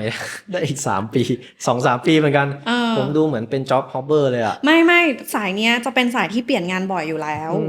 ตามสถิติแล้วอะค่ะเพราะมันเป็นเทคโนโลยีไงใช่นั่นแหละก็ที่ใหม่ก็จากจูเนียร์ที่แบบพอทำอะไรได้บ้างทำเองเนี่ยต้องไปเป็นซีเนียร์จำเป็นที่โน่นใช้คำว่าจำเป็นเพราะไม่มีใครเลยใช่ก็ไปทำระบบแบบพวกระบบร้านค้าเงี้ยพวกระบบร้านอาหารอะไรเงี้ยครับทำต่างๆขึ้นมาเขาก็ชวนเขาไปให้ทำแล้วแต่มันยากตรงที่แบบเมื่อก่อนฝั่งพี่ซีเนียร์เขาจะออกแบบให้เราก็เขียนโค้ดไปเลยเขียนตามพี่เขาออกแบบครับพี่อะไรเงี้ยอันนี้คือแบบคุณต้องเจอสนามละคุณต้องดูว่าข้อมูลมาอย่างนี้แล้วแบบมันไม่ได้มีแค่เขียนโค้ดแล้วครับมันมีเรื่องการวางแผนว่าระบบคุณเขียนโค้ดใครๆก็เขียนได้แล้วตอนเนี้ยใครๆก็ทำระบบได้แต่ลูกค้าที่เข้ามาเยอะมากๆคุณรับยังไงได้ไหวเซิร์ฟเวอร์คุณสเกลทันไหมหรืออะไรเงี้ยมันมีเรื่องนั้นเยอะเรื่องอินฟราสตรัคเจอร์มีเรื่องDevOps อะไรเงี้ยครับทางวิศวะขึ้นมาเยอะมากแล้วมันต้องเอาตัวรอดพี่คือมันก็เป็นสตาร์ทอัพอีกที่นึงเหมือนกันที่เชียงใหม่เนี่ยนะใช่เชียงใหม่นี่ก็สตาร์ทอัพเยอะนะเยอะพี่เยอะกว่าที่คิดใช่แล้วก็แบบต้องเอาตัวรอดแล้วพี่คนที่เป็นซีเนียร์ที่ชวนไปทำเขาก็เป็นที่ปรึกษาให้เขาก็แบบให้ข้อมูลว่าตอนนี้มันมีทูตัวนี้อะไรเงี้ยเราลองไปดูผมก็ไปดูแล้วก็แบบมันน่าใช้ได้พี่ก็หน้างานเลยพี่ start education by job อะไรเงี้ยก็เรียนไปด้วยทำงานไปด้วยสนุกครับสนุกมากที่นั้นให้ความ survivor ผมมากจนถึงทุกวันนี้ผมก็ใช้สกิลเอาตัวรอดจากที่โน่นแล้วก็ทำนานด้วย3 ปีกว่าด้วยเกือบ3 ปีเกือบ3 ปีกว่าใช่แล้วหลังจากนั้นล่ะคะก็โอเคเราสกิลแก่งกล้าละคือเรารับงานรับข้อมูลที่มันแบบระดับแบบร้านค้าสับร้านค้าหลายๆอันอะไรเงี้ยถ้าเชิงทางเทคนิคเขาเรียกว่า transaction per second คือมีลูกค้ากดปุ่มเนี่ยพร้อมกันทั้งโลกเนี่ยกี่คนใช่เราก็เริ่มรองรับได้เยอะเงี้ยเราก็เลยแบบเฮ้ยเราก็เก่านะเว้ยทำระบบได้นะอะไรเงี้ยแล้วก็แบบแล้วตอนนั้นด้วยงานสโคปงานเจ้าของงานเขาบอกว่าพี่ว่าจะไม่หาพาร์ทเนอร์ละพี่ว่าพี่ทำร้านอาหารกับเพื่อนๆแค่นี้พี่ก็อยู่ได้ละอะไรเงี้ยเพราะมันเป็นการทำแอปให้กับเจ้าของด้วยแล้วก็มีเพื่อนเขามาใช้เนี่ยมันก็เป็นสตาร์ทอัพที่เกิดจากงานของเขาด้วยเขาเปิดร้านอาหารก็ เขาไม่โตแล้วเหรอแล้วเงินเดือนอะไรก็อยู่ที่ผลประกอบการร้านค้าอยู่ที่อะไรเงี้ยใช่มันก็แบบมีตัวแปรมาว่าเราอยากโตไปเรื่อยๆผมรู้สึกว่าเงินหลักแบบพูดเงินได้แล้วมันนานแล้วกันเนาะประมาณ30,000กว่าอะไรเงี้ยอยู่ที่เชียงใหม่มันอยู่ได้แหละอยู่ได้ดีเลยใช่แต่ว่าเราลงทุนเราเป็นคนลงทุนเยอะแล้วผมอยากแต่งงานขอแฟนแต่งงานอะไรเงี้ยมันใช้เงินเยอะมากใช้อะไรก็เยอะผมก็เลยแบบเฮ้ยมันพอนะถ้าเก็บดีๆพอลงทุนดีๆก็พอใช่ก็แบบแต่มันไม่โตเลยเหรอวะอะไรเงี้ยแล้วถ้าผมก็ได้ยินคำว่าเงินเฟ้อเนี่ยมาตั้งนานละเราก็ว่าถ้าเงินไม่โตหมายความว่าเงินเราสตั๊กที่เรทนี้ตลอดแล้วเราไม่ได้เงินเพิ่มเลยแล้วเงินมันเฟ้อเรื่อยๆผมเป็นคนชอบกินสเต็กเนาะชอบกินอะไรเงี้ยก็ติดแกรมติดหรูนี่แหละระดับเคยติดหรูใช่แล้วก็แบบเราต้องลดคุณภาพชีวิตลงเหรออะไรเงี้ยทำไมวะอะไรเงี้ยผมก็แบบแต่ไม่ได้โกรธเจ้านายเขาพูดตรงพูดจริงมากก็แบบลองแบบตอนนั้นเรามีของไงก็เลยลองสมัครที่อื่นดูแล้วมันมีแบบลิงก์อินอะไรเงี้ยก็ลองดรอปโปรไฟล์ทิ้งไว้นะครับไม่ได้สนใจสักแป๊บมีคนโทรมาเรื่อยๆว่าตอนนี้มีวงการ financial รับคนอะไรเงี้ยผมพูดชื่อแบงค์ได้เป็น KKP ครับเกียรตินาคินเป็นเอาซอร์สนะแบบแล้วเงินมันดีดแบบพี่กรุงเทพเชียงใหม่ดีดแบบดีดกระจายสายเทคด้วยสูงแบบผมแบบไม่สามารถปฏิเสธออฟเฟอร์นี้ได้อะในทางทฤษฎีนะเพราะเงินผมจะได้เงินแบบนี้ต้องอีกทีเมื่อไหร่อะไรเงี้ยผมก็คุยกับเจ้านายมันต้องตัดสินใจก็ยากแต่ครั้งเนี้ยมันยากตรงที่แบบไอ้โปรเจกต์ที่เรามีเหมือนเราเป็น legacy code ทำให้บริษัททิ้งไว้ถ้าเราต้องทิ้งมันอะไรเงี้ยในวันที่มันยังไม่โตมากมันเป็นสตาร์ทอัพเนาะคือโปรเจกต์เขารันได้แต่ว่าโค้ดตอนนี้มันก็คือโค้ดชนิดหนึ่งนี่แหละแต่ถ้ามันจะมีมูลค่าบริษัทเขาก็ต้องไปหาพาร์ทเนอร์มาแล้วมันจะทีหลังไงพี่เขาก็บอกว่าเหมือนเราเก็บเลี้ยงต้นไม้แล้วมันยังลูกยังไม่ออกมันหนุ่มอยู่เลยแล้วเราตัดละค่ะก็แต่เข้าใจว่าแฟร์คือเป็นพนักงานอะไรเงี้ยก็ครับพี่ผมมีไงบ้างเนี้ยเดี๋ยวผมสอนน้องให้อะไรเงี้ยผมก็ยังอยู่สอนน้องจนเขาทำกันได้นะแล้วก็ออกแล้วก็ไปอยู่ที่ตรงนั้นใช่ไป KKP เลยแล้วแฟนว่ายังไงตอนนั้นแฟนไม่ว่าอะไรเพราะไปกรุงเทพแล้วเขาก็ถามว่าแล้วจะอยู่ด้วยกันอยู่ไหมอะไรเงี้ยผมบอกโอ๊ยไม่เป็นไร work from home ตอนนั้นโควิดมาจริงป่ะ work from home จริงครับ work from home แต่ทางแบงก์เขาบอกว่ามันมีเรื่องคอมพิวเตอร์สแกนคุณต้องเอาคอมไปสแกนที่คอมเพราะว่าอาจจะมีไวรัสติดอะไรเงี้ยคุณต้องไปเดือนละครั้งหรือเดือนละ2-3 ครั้งด้วยความที่ญาติแม่เป็นคนสมุทรสาครพระราม2อะไรเงี้ยแต่มันไกลหน่อยนะก็มีญาติเยอะแล้วมีญาติแฟนพอเราเริ่มแต่งงานกันละมีญาติแฟนเขาก็มีบ้านแถวกรุงเทพไปเยอะเราก็ไปอาศัยเขาอยู่บินรอบนี้ไปอยู่กับป้าบินรอบนี้ไปอยู่กับญาติแฟนไปนั่นไปนี่เนี่ยค่าใช้จ่ายเรื่องพื้นที่ไม่มีละมีแค่ค่าเดินทางแล้วเขาก็บอกว่าไม่เป็นไรพี่อยากให้เรามาพี่อยากได้เราเงี้ยเราออกค่าเครื่องบินให้พี่คนไหนที่แบงก์อะครับที่แบงก์ใช่เขาบอกเนี่ยมีเอาติ้งนะเงี้ยมาไหมโอ้พี่เอาติ้งไม่เป็นไรครับผมสติดอะไรเงี้ยไม่เป็นไรเดี๋ยวพี่ออกค่าเครื่องบินให้มากินเหล้ากันค่ะโคตรใจแต่แบบเราเริ่มใกล้แคทีรอนแนคือแบงก์อะเนาะเริ่มไปเรื่อยๆแล้วก็เริ่มอุ้ยแม่งเงินก็เยอะแฟร์ฟิลนั่งเครื่องบินไปทำโอ้โหแม่งนักธุรกิจนี่ว่าไปเขียนโปรแกรมอะไรเงี้ยใช่ก็ไปบินไปปุ๊บโอเคทำงานบริษัทมันก็ใหญ่ที่เป็นตอนนี้เริ่มเข้า Enterprise ละสเต็ปเข้าไปเป็น Financial Enterprise เลยจาก Local นะคะสู่ Global ค่ะใช่สตาร์ทอัพไม่เอาแล้วครับไปแล้วจัดเลยเพราะเรื่องเงินอะไรเงี้ยก็เริ่มสเต็ปเข้าไปด้วยความทุนเดิมเราเป็นคนชอบลงทุนแล้วเราก็Bitcoinยังใช่ไหมมาแล้วหรอมาตอนไหนอ่ะตอนฝึกตอนทำงาน ทำงานที่ไหนตอนทำงานที่2ที่สตาร์ทอัพอันที่ผมลาออกใช่แล้วมาแบงค์เนี่ยมันเริ่มมีบิตคอยพูดกันมาเยอะตอนนั้นปีอะไรคะฟาร์มหมายถึงปีนะที่เขาพูดถึงบิตคอยที่เราได้ยินนะคะตอนนี้2025ปี2022 23 21 22แถวเนี้ยครับ21 22เมื่อตอนนั้นได้ยินมาจากใครอ่ะจริงๆได้ยินตั้งแต่มหาลัยละ แต่เพื่อนน่ะมองว่ามันเป็นสแกมแบบเข้าไปปุ๊บแล้วแบบเนี่ยซื้อไว้1,000 เหรียญเดินไปเยี่ยวกลับมาลด 70% อะไรเงี้ย เฮ้ยซื้อ 1,000 เหรียญตอนนั้นได้ด้วยเหรอใช่เพื่อนแบบเพื่อนแซวกันว่ามีคนทำแบบนี้ไปเยี่ยวมาแล้วล้มละลายอะไรเงี้ยเพราะรถมันลุกเงี้ยผมว่าอะไรสแกมอะไรเงี้ยรู้เรื่องสักแป๊บนึงเข้ามาในวงการแล้วก็แบบคนที่บริษัทก็เริ่มแบบคุยเรื่องการลงทุนเพราะผมจะเปิดหัวเรื่องการลงทุนในวงเล่าเสมอซึ่งปกติเขาจะคุยเรื่องสาวเรื่องอะไรกันนะเราเบื่อละคุยเรื่องการลงทุนแล้วก็แบบมีโจทย์เรื่องตอนนั้นไอ้ NFT มาแล้วบริษัทที่2รุ่นพี่ข้างในมีอาร์ติสต์มีคนทำเว็บแล้วเขาแบบอยากทำ NFT art NFT art ใช้ generator ขึ้นมาแล้วก็แบบทำให้พี่ได้ไหมทำเป็นเว็บเนี่ยกด generate แล้วปุ๊บออกมาอะไรเงี้ยเฮ้ยน่าสนใจพี่แล้วมันยังไงวะอะไรเงี้ยเนี่ยก็ด้วยของคริปโตเคอเรนซีเงี้ยมันก็จะมี DeFi มี NFT เงี้ยพอเราเจนมาปุ๊บคนก็หยิบอาร์ตไปก็เป็นของเขาโดยอันนี้แล้วก็แบบมูลค่ามันก็จะสูงขึ้นถ้ามีการเทรดอะไรเงี้ยเรื่องนี้มันท้าทายไม่รู้เรื่องหรอกก็แบบเราได้เทคโนโลยีไงแล้วเขาได้อาร์ตก็ลองทำดูลองก็ได้ว่าลองทำเป็น generate art ขึ้นมาแล้วก็แบบก็ด้วยการตลาดแบบ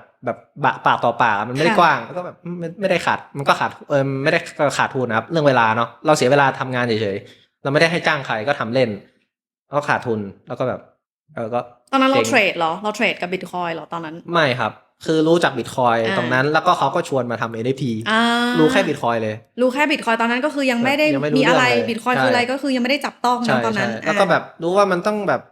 มันไม่มีแบงค์แล้วก็แบบว่าต้องซื้ออะไรเงี้ยซื้อติดไว้หน่อยไหมหรือว่าไม่ซื้อก็ได้ไม่ต้องซื้อหรอกซื้ออีเธเรียมดีกว่าอีเธเรียมมันเอามาทำอย่างอื่นได้เยอะอะไรเงี้ยเพราะว่าอีเธเรียมมันเป็นส่วนหนึ่งของ NFT DeFi มันเป็นสับเซตข้างหลังมาต่อ Bitcoin มันคือ Bitcoin เดี่ยวเงี้ยครับก็เลยแบบลงทางอีเธเรียมไปมากแล้วก็เล่น NFT ไปแต่ส่วนใหญ่ผมเป็นผู้ผลิตเพราะว่าเป็นผลิตอาร์ตขึ้นมาเนาะแล้วก็มีคนซื้อคนขายข้างในแต่ก็แบบไม่ได้มากมายเงี้ยครับแล้วก็ด้วยความที่ลาออกด้วยก็ไม่ได้ติดต่อเขาแล้วก็เลยโอเคพับโปรเจกต์ไปแล้วก็ไปทำงานแบงก์แต่ช่วงนั้นก็ลงทุนในหุ้นเหมือนเดิมอยู่ใช่แล้วก็ผัดมาทำอีเธเรียมใช่แล้วอะไรหรอที่ทำให้เรารู้สึกว่าเราสนใจในอีเธเรียมเพราะว่าอาร์ตหรือว่าไอ้ NFT DeFi พวกนี้มันเป็นเทคโนโลยีหนึ่งในอีเธเรียมครับมันคือเทคโนโลยีที่ชื่อว่า ERC20 มันเป็นแบบการทำฟีเจอร์ของอีเธเรียมมันไม่ได้จบแค่เหรียญมีคนซื้อคนขายอะไรเงี้ยมันเอาเหรียญนั้นไปทำอย่างอื่นต่อได้มีเคอร์เรนซีมี NFT เกิดขึ้นอะไรเงี้ยผมก็ศึกษาแล้วก็แบบด้วยความที่เราทำ NFT มาแล้วเราก็ลงอีเธเรียมซื้อไปด้วยอะไรเงี้ยครับแล้วตอนแรกมันก็หลักร้อยเหรียญอะไรเงี้ยแบบหลัก10 เหรียญ100 เหรียญสักแป๊บมันขึ้นไปเยอะมากนะ 3,000 สักแป๊บนึงอีเธเรียมเกิดแล้วก็จะมีเทรนแบบแข่งกันขุดอีเธเรียมการ์ดจอแบบซื้อการ์ดจอมึงซื้อการ์ดจอไหมอะไรเงี้ยเราทำงานคอมก็ทำไมวะซื้อทำไมเนี่ยขุดอีเธเรียมเนี่ยมันเยี่ยมขุดมันดีมากเลยนะเราได้เงินมาเหมือนเราเปิดไฟทิ้งไว้แล้วมันได้เงินอย่างเงี้ยซื้อการ์ดจอผมก็แบบแล้วมันเอาไปขุดบิตคอยน์ได้ไหมอะไรเงี้ยผมว่ามันขุดอย่างอื่นได้ไหมอะไรเงี้ยถ้าการ์ดจอไม่ใช้ก็ขุดได้แต่การ์ดจอไปขุดบิตคอยน์ไม่ดีมั้งอะไรเงี้ยแล้วผมก็งงไม่ดีอะไรวะอะไรเงี้ยไม่ได้ศึกษาลึกเลยมันอาจจะแบบมันมีไฟเยอะแบบคือบิตคอยน์มันอยู่ปลายทางละอะไรเงี้ยขุดตอนนี้กินไฟอะไรเงี้ยอีเธเรียมมันเพิ่งเกิดอะไรเงี้ยมันเป็นเหรียญที่ดีกว่าบิตคอยน์อะไรเงี้ยโดนขายแต่เราก็แบบอะไรวะอะไรเงี้ยไม่ได้ขุดแต่ศึกษาไว้แล้วก็ทำงานแบงก์ไปครับไปเรื่อยๆค่ะเดี๋ยวเราจะมาคุยกันว่าบิตคอยน์ต่างจากอีเธเรียมยังไงบ้างอะไรอย่างนี้ดีกว่าเนาะค่ะพอทำงานแบงก์เราก็จะได้ตัวเราเนี่ยเอาละเริ่มเกี่ยวข้องกับการเงินแบบใกล้ชิดนะใกล้ชิดมากขึ้นตอนนั้นเป็นยังไงบ้างก็โปรเจกต์ที่ได้ทำพูดได้ละมันน่าจะขับปิดไปแล้วก็คือเป็นพวกเกี่ยวกับการลงทุนนี่แหละโคกับบริษัท ABC เงี้ยครับแล้วก็แบบทำโปรดักต์ตัวหนึ่งเราทำออนบอร์ดให้เปิดบัญชีหรืออะไรเงี้ยครับแล้วก็แบบลูกค้าก็สามารถซื้อหุ้นได้เลยทันที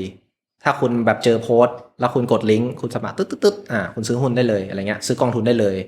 แล้วเริ่มแบบมันง่ายขนาดนี้เลยเหรอแบบซื้อแล้วก็แบบลูกค้าต้องมีเงินอะไรไหม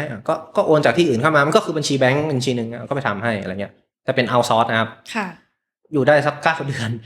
อยู่กี่วันนะ9 เดือนครับ9 เดือนโอเค9 เดือนเขาก็บอกว่าโปรเจกต์เนี่ยพับเพราะว่าออนโฮไปก่อนนะผมไม่รู้เลยเพราะว่ามันเป็นเราเป็นเอาซอร์สเราไม่มีสิทธิ์ถามเขาใช่เราเป็นลูกมือก็โอเคครับพี่แล้วผมต้องทำอะไรต่ออะไรเงี้ยเดี๋ยวไปช่วยโปรเจกต์โลนเป็นโปรเจกต์หลังบ้านเป็นโปรเจกต์ซื้อประกันชีวิตอะไรเงี้ยอินชัวแรนซ์โลนโอเคไปช่วยเขา ทำไปทำมาแล้วก็แบบต่อสัญญาเดือนนึงนะต่อเดือนชนเดือนนะครับ ค่ะ ผมก็เซ็นอยู่นะสมมติอะไรวะเซ็น เป็นแบบวงการเทคโนโลยีเป็นวงการที่น่ากลัวมากสำหรับพี่ฝ้ายนะ ใช่ผมก็อะไรวะแล้วเดือนหน้าผมยังไงดัสเซ็ตคุณกรอะไรเงี้ยเหรอผมก็แบบแล้วพี่ผมก็เล่นตัว ค่ะ เพราะว่าข้างในนั้นก็จะมีเอาซอร์สวงการเอาซอร์สอยู่ผมก็แบบไปปลุกเบิกก็ไปช่วยไม่ได้ไปตั้งแก๊งอะไรแย่ๆนะก็แบบว่าไปช่วยทำให้การทำงานมันดีขึ้นเพราะว่าจะมีเอาซอร์สเข้ามาแล้วบางคนเขาก็ไม่ได้เก่งอะไรเงี้ย ค่ะ เราก็สอนแล้วก็ช่วยกันทำงาน เสร็จแล้วพอพี่เขาเริ่มรู้จักแล้วเราเหมือนเป็นตัวตึงอ่ะ ค่ะ เขาก็แบบเขาไม่อยากให้เราไปไหนอะไม่อยาก ค่ะ ให้เสียเราไปเขาก็คุยว่าเฮ้ยเราเก่งนะดีนะเราสนใจอยู่กับแบงค์ไหมเดี๋ยวแต่ว่าโปรเซสแบงค์อะมันนานคุณจะสมัครเป็นประจำคุณต้องหลุดจาก OS ปีหนึ่งก่อนแล้วคุณต้องลาออก OS มาเป็นประจำคุณต้องแล้วก็แบบส่งแอปพลิเคชันอีกอะไรเงี้ยโปรเซสมันนานอะไรเงี้ยรอได้ไหมอะไรเงี้ยผมว่าได้พี่แต่ตอนนั้นแบบมีพี่อีกคนนึงอยู่อีกแบงค์นึงอีกสีนึง สีอะไรอ่ะ บอกได้ไหมอ่ะ สีฟ้า แบงค์สีฟ้าโอเค ใช่เขาก็ชวนมา ผมก็ถามว่าพี่มีงานอะไรทำไหมเพราะรู้จักกันเพราะเขาเคยทำบริษัทเชียงใหม่ที่ซีอีโอเขาแล้วแล้วเขาก็ออกเหมือนกันใช่ ค่ะ เขาก็ถามเล่นๆว่าตอนนี้มีงานมีโปรเจกต์เนี้ยแบบเยอะมากต้องการคนมากเลยเงี้ยลองสัมภาษณ์กันไหมเอาไม่เอาว่ากันทีคือเขาก็แฟร์ผมก็ไปลองดูลองเล่นสมัครวงการอินชัวแรนซ์บ้างวงการแบงค์ไปสีนั่นสีนี่บ้างไปทั่วครับแล้วแบบว่าเหมือนเขาข้างในเขาน่าจะคุยกันอ่ะเขาโทรมาวันเดียวกันนะพี่แล้วต้องเลือกสักอันหนึ่งอ่ะจริงๆวงการนี้มันก็แคบไหมมันก็รู้จักกัน ผมว่า ทุกคนไหม เขาน่าจะคุยกันแหละใช่ ค่ะ เช็คข้อมูลกันเสร็จแล้วเขาก็แบบเลือก ค่ะ เลือกเสร็จแล้วผมก็ถามที่บ้าน ถ้ามุมมองของคนข้างนอกอยากให้ทำที่ไหน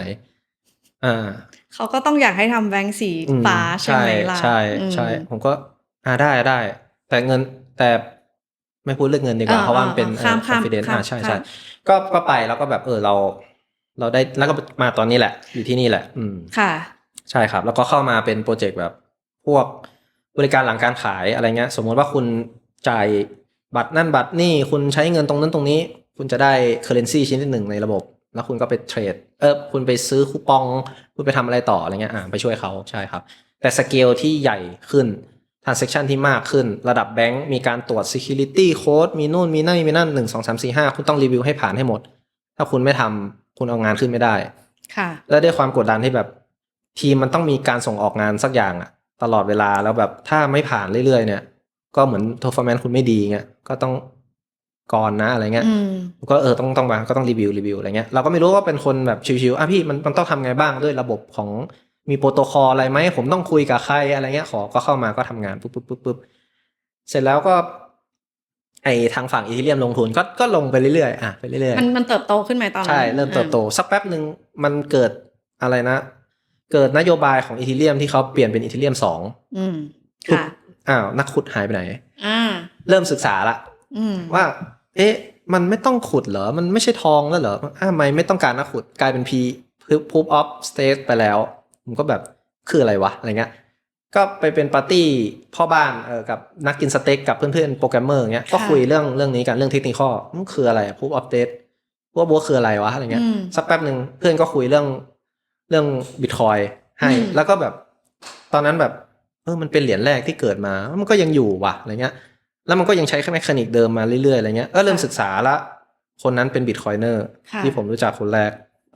ตอนนี้เขายังเป็นบิตคอยเนอร์อยู่ไหมคะเป็นครับใช่เพราะว่าเราต้องเชิญเขามาคุยใช่แล้วก็เป็นตัวตึงด้วยของบริษัทไลน์แมนใช่ก็มันมีปาร์ตี้โปรแกรมเมอร์แต่เราไม่ได้คุยเรื่องบริษัทกันนะคุยเรื่องเรื่อยเปื่อยเขาก็สอนผมว่าเนี่ยอ่านหนังสือเนี่ยแล้วผมไม่ได้อ่านหนังสือผมชอบฟังพอดแคสต์มากกว่าไม่อ่านนะพี่ไม่มีเวลาอะไรเงี้ยงั้นเอาพอดแคสต์ไปฟังชอบฟังใช่ไหมจานตั้มเรียบร้อยค่ะเรียบร้อยปายาส้มเรียบร้อยใช่แต่ตอนนั้นเริ่มเปลี่ยนจากแบงค์ม่วงเป็นแบงค์ฟ้ามันก็ยังมีสเตจที่แบบเรียนรู้อะไรอยู่เดี๋ยวตอนแรกเราทำแบงค์ม่วงก่อนเหรอใช่แบงค์ม่วงแล้วก็ถึงจะเป็นแบงค์ฟ้าใช่ค่ะเฮ้ยอันนี้คนในวงการธนาคารจริงๆนะเนี่ยเบื้องหลังตอนนี้ใครใช้แอปแบงค์ฟ้าอยู่นี้มีปัญหานี้คนนี้นะคะขอโทษนะครับท่านผู้ชมขอโทษด้วยครับอะไรอย่างเงี้ยไม่ใช่ก็คือก็นั่นแหละก็คุยแล้วก็แบบเรียนรู้ไปเรื่อยๆแล้วก็แบบมันคืออะไรวะบิตคอยคืออะไรแล้วแบบมันคือซอฟต์แวร์ชนิดหนึ่งเราก็แบบด้วยความที่เราได้ซอฟต์แวร์เงี้ยเราก็เลยลองศึกษาปุ๊บนี่มันเป็น ซอฟต์แวร์ที่ดีมากเลยนะอะไรเงี้ยมันไม่เปลี่ยนอะไรมาเลยเหรอ10 กว่าปีอะไรเงี้ยผมก็ถามพี่เขาพี่โค้ดอะไรวะรันเป็น10 กว่าปีมันไม่เปลี่ยนเลยเหรอพี่อะไรเงี้ยใช่มันเปลี่ยนได้แต่มันใช้เวลานานมากๆเพราะมันต้องให้ทุกคนเปลี่ยนพร้อมกันผมก็เริ่มศึกษาแล้วอะไรวะมันคืออะไรแล้วได้ช่องอาจารย์ตั้มได้อะไรขึ้นมาแล้วก็ด้วยความที่รู้เรื่องการเงินอยู่แล้วด้วยแบบแฟกเมนต์ทุกอย่างมันรวมกันนะพี่ปุ๊บได้การเงินได้ไอทีรู้นั่นรู้นี่แล้วก็เริ่มลงหลุมกระต่ายไปเรื่อยๆแล้วก็แบบเดี๋ยวก่อนซื้อหรือยังตอนนั้นใช่ผมขายเทเรียมหมดเลยครับขายแล้วก็เอามาซื้อบิตคอยหมดเลยใช่ Bitcoin เพราะว่าพี่คนนั้นตั้งแต่ที่เขาทำงานแล้วผมทำงานแล้วยังไม่ได้ซื้อบิตคอยอ่ะเขาบอกว่าตั้งแต่ที่เขาอ่านหนังสือ Bitcoin Standard เขาเปลี่ยนไปซื้อบิตคอยหมดเลยเขาพูดตั้งนานละไม่รู้ว่าเขาเป็นวานเป็นอะไรหรือเปล่านะผมพูดตั้งนานแล้วผมก็ทำไมต้องขายวะเทเรียมไม่ดียังไงวะอะไรเงี้ยสักแป๊บหนึ่งผมก็อ่านเริ่มแบบศึกษาแล้วก็แบบอ๋อพี่ได้อ่านเราใช่ไหมคะตอนนั้นเราก็เริ่มอ่านBitcoin Standard ตอนนั้นเขาแปลหรือยังอาจารย์พิริยะแปลแล้วครับแต่เหมือนของผมจะได้เล่มที่พิมพ์ครั้งที่7มั้งใช่ก็อ่านง่ายขึ้นแต่ผมลงหลุมกระต่ายไปก่อนแล้วซื้อมาอ่านเพิ่มใช่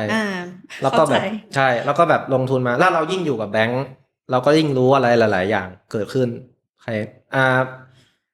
อินไซต์เนาะก็แบบว่าเรารู้ว่าแบบเฮ้ยมันมีอย่างนี้แล้วก็ด้วยหลุมกระต่ายที่มันลงไปลึกแต่ระดับเนี่ยมันก็ให้ความรู้เราเรื่องอื่นๆที่เราไม่เคยรู้มาก่อนอะไรเงี้ยประจวบกับเงินกับความรู้ทั่วไปที่เรามีปุ๊บโอ้โหมีคืนนึงผมนั่งคุยกับ ChatGPT อะไรเงี้ยผมปรึกษาเขาผมเหมือนคุยกับคนนะเพราะว่าคุยกับคนไม่มีใครเข้าใจเราใช่ไหมดึกเพราะว่าผมได้โปรแกรมเนาะแล้วผมจะคุยกับพี่คนนั้นแต่เขามีลูกมีเมียเขาหลับแล้วจะอยากโทรคุยมากผมก็คุย ChatGPT อะไรเงี้ยคุยก็มอบพร้อมเข้าไปแบบอันนี้มันทำงานอย่างนี้เอาแล้วถ้าอย่างนี้ไงแบบหา security lead ในระบบของ Bitcoin ดูซิปุ๊บสรุปแล้วคือแบบคุณต้องใช้เวลาทั้งหมด10ยกกำลัง16 ปีตอนนี้โลกจักรวาลรันมา10กำลัง9คุณต้องใช้เวลามากกว่าจักรวาลนะตอนนี้อีกในการจะระพังระบบ Bitcoin อะไรเงี้ยใช่ไหมผมแบบผมมันโคตรแบบโคตร security เลยแล้วแบบผมก็ไปอ่านวิจัยชา256คืออะไรแต่จริงๆในวงการโปรแกรมมิ่งเรารู้อยู่แล้วชา256คือการเอา encrypt สักตัวหนึ่งแล้วก็เอามาทำพวกคีย์เข้าเว็บไซต์อะไรเงี้ยเหมือนพี่มาล็อกอินระบบแบงค์ใช่ไหมหรือระบบอะไรก็ตามที่ใส่ username password พี่จะได้คีย์ตัวหนึ่งไปเอาไปเก็บนะไอ้คีย์เนี้ยอยู่ได้15 นาทีแล้วพี่ไม่ต้องมาล็อกอินอะไรใหม่ละพี่ก็เอาคีย์เนี่ยคุยกับผมผมก็รู้อยู่แล้วว่าชา256มัน powerful ขนาดนั้นแล้วอันนี้แค่ทำง่ายๆนะพี่แค่เอามาเข้าปุ๊บเอาข้อมูลเข้ามาแล้วผ่านฟังก์ชันเนี้ยแล้วก็ออกมาเป็นอีกอันนึงแค่นั้นเลยแค่นี้ก็พังไม่ได้แล้วเพราะว่าชา256มันเป็นส่วนหนึ่งของ Bitcoin เนาะใช่แล้วเขาก็ใช้ตัวเนี้ยแต่ว่าของ Bitcoin มันแอดวานซ์มากแล้วมันพังไม่ได้เพราะว่ามันเกิดขึ้นมา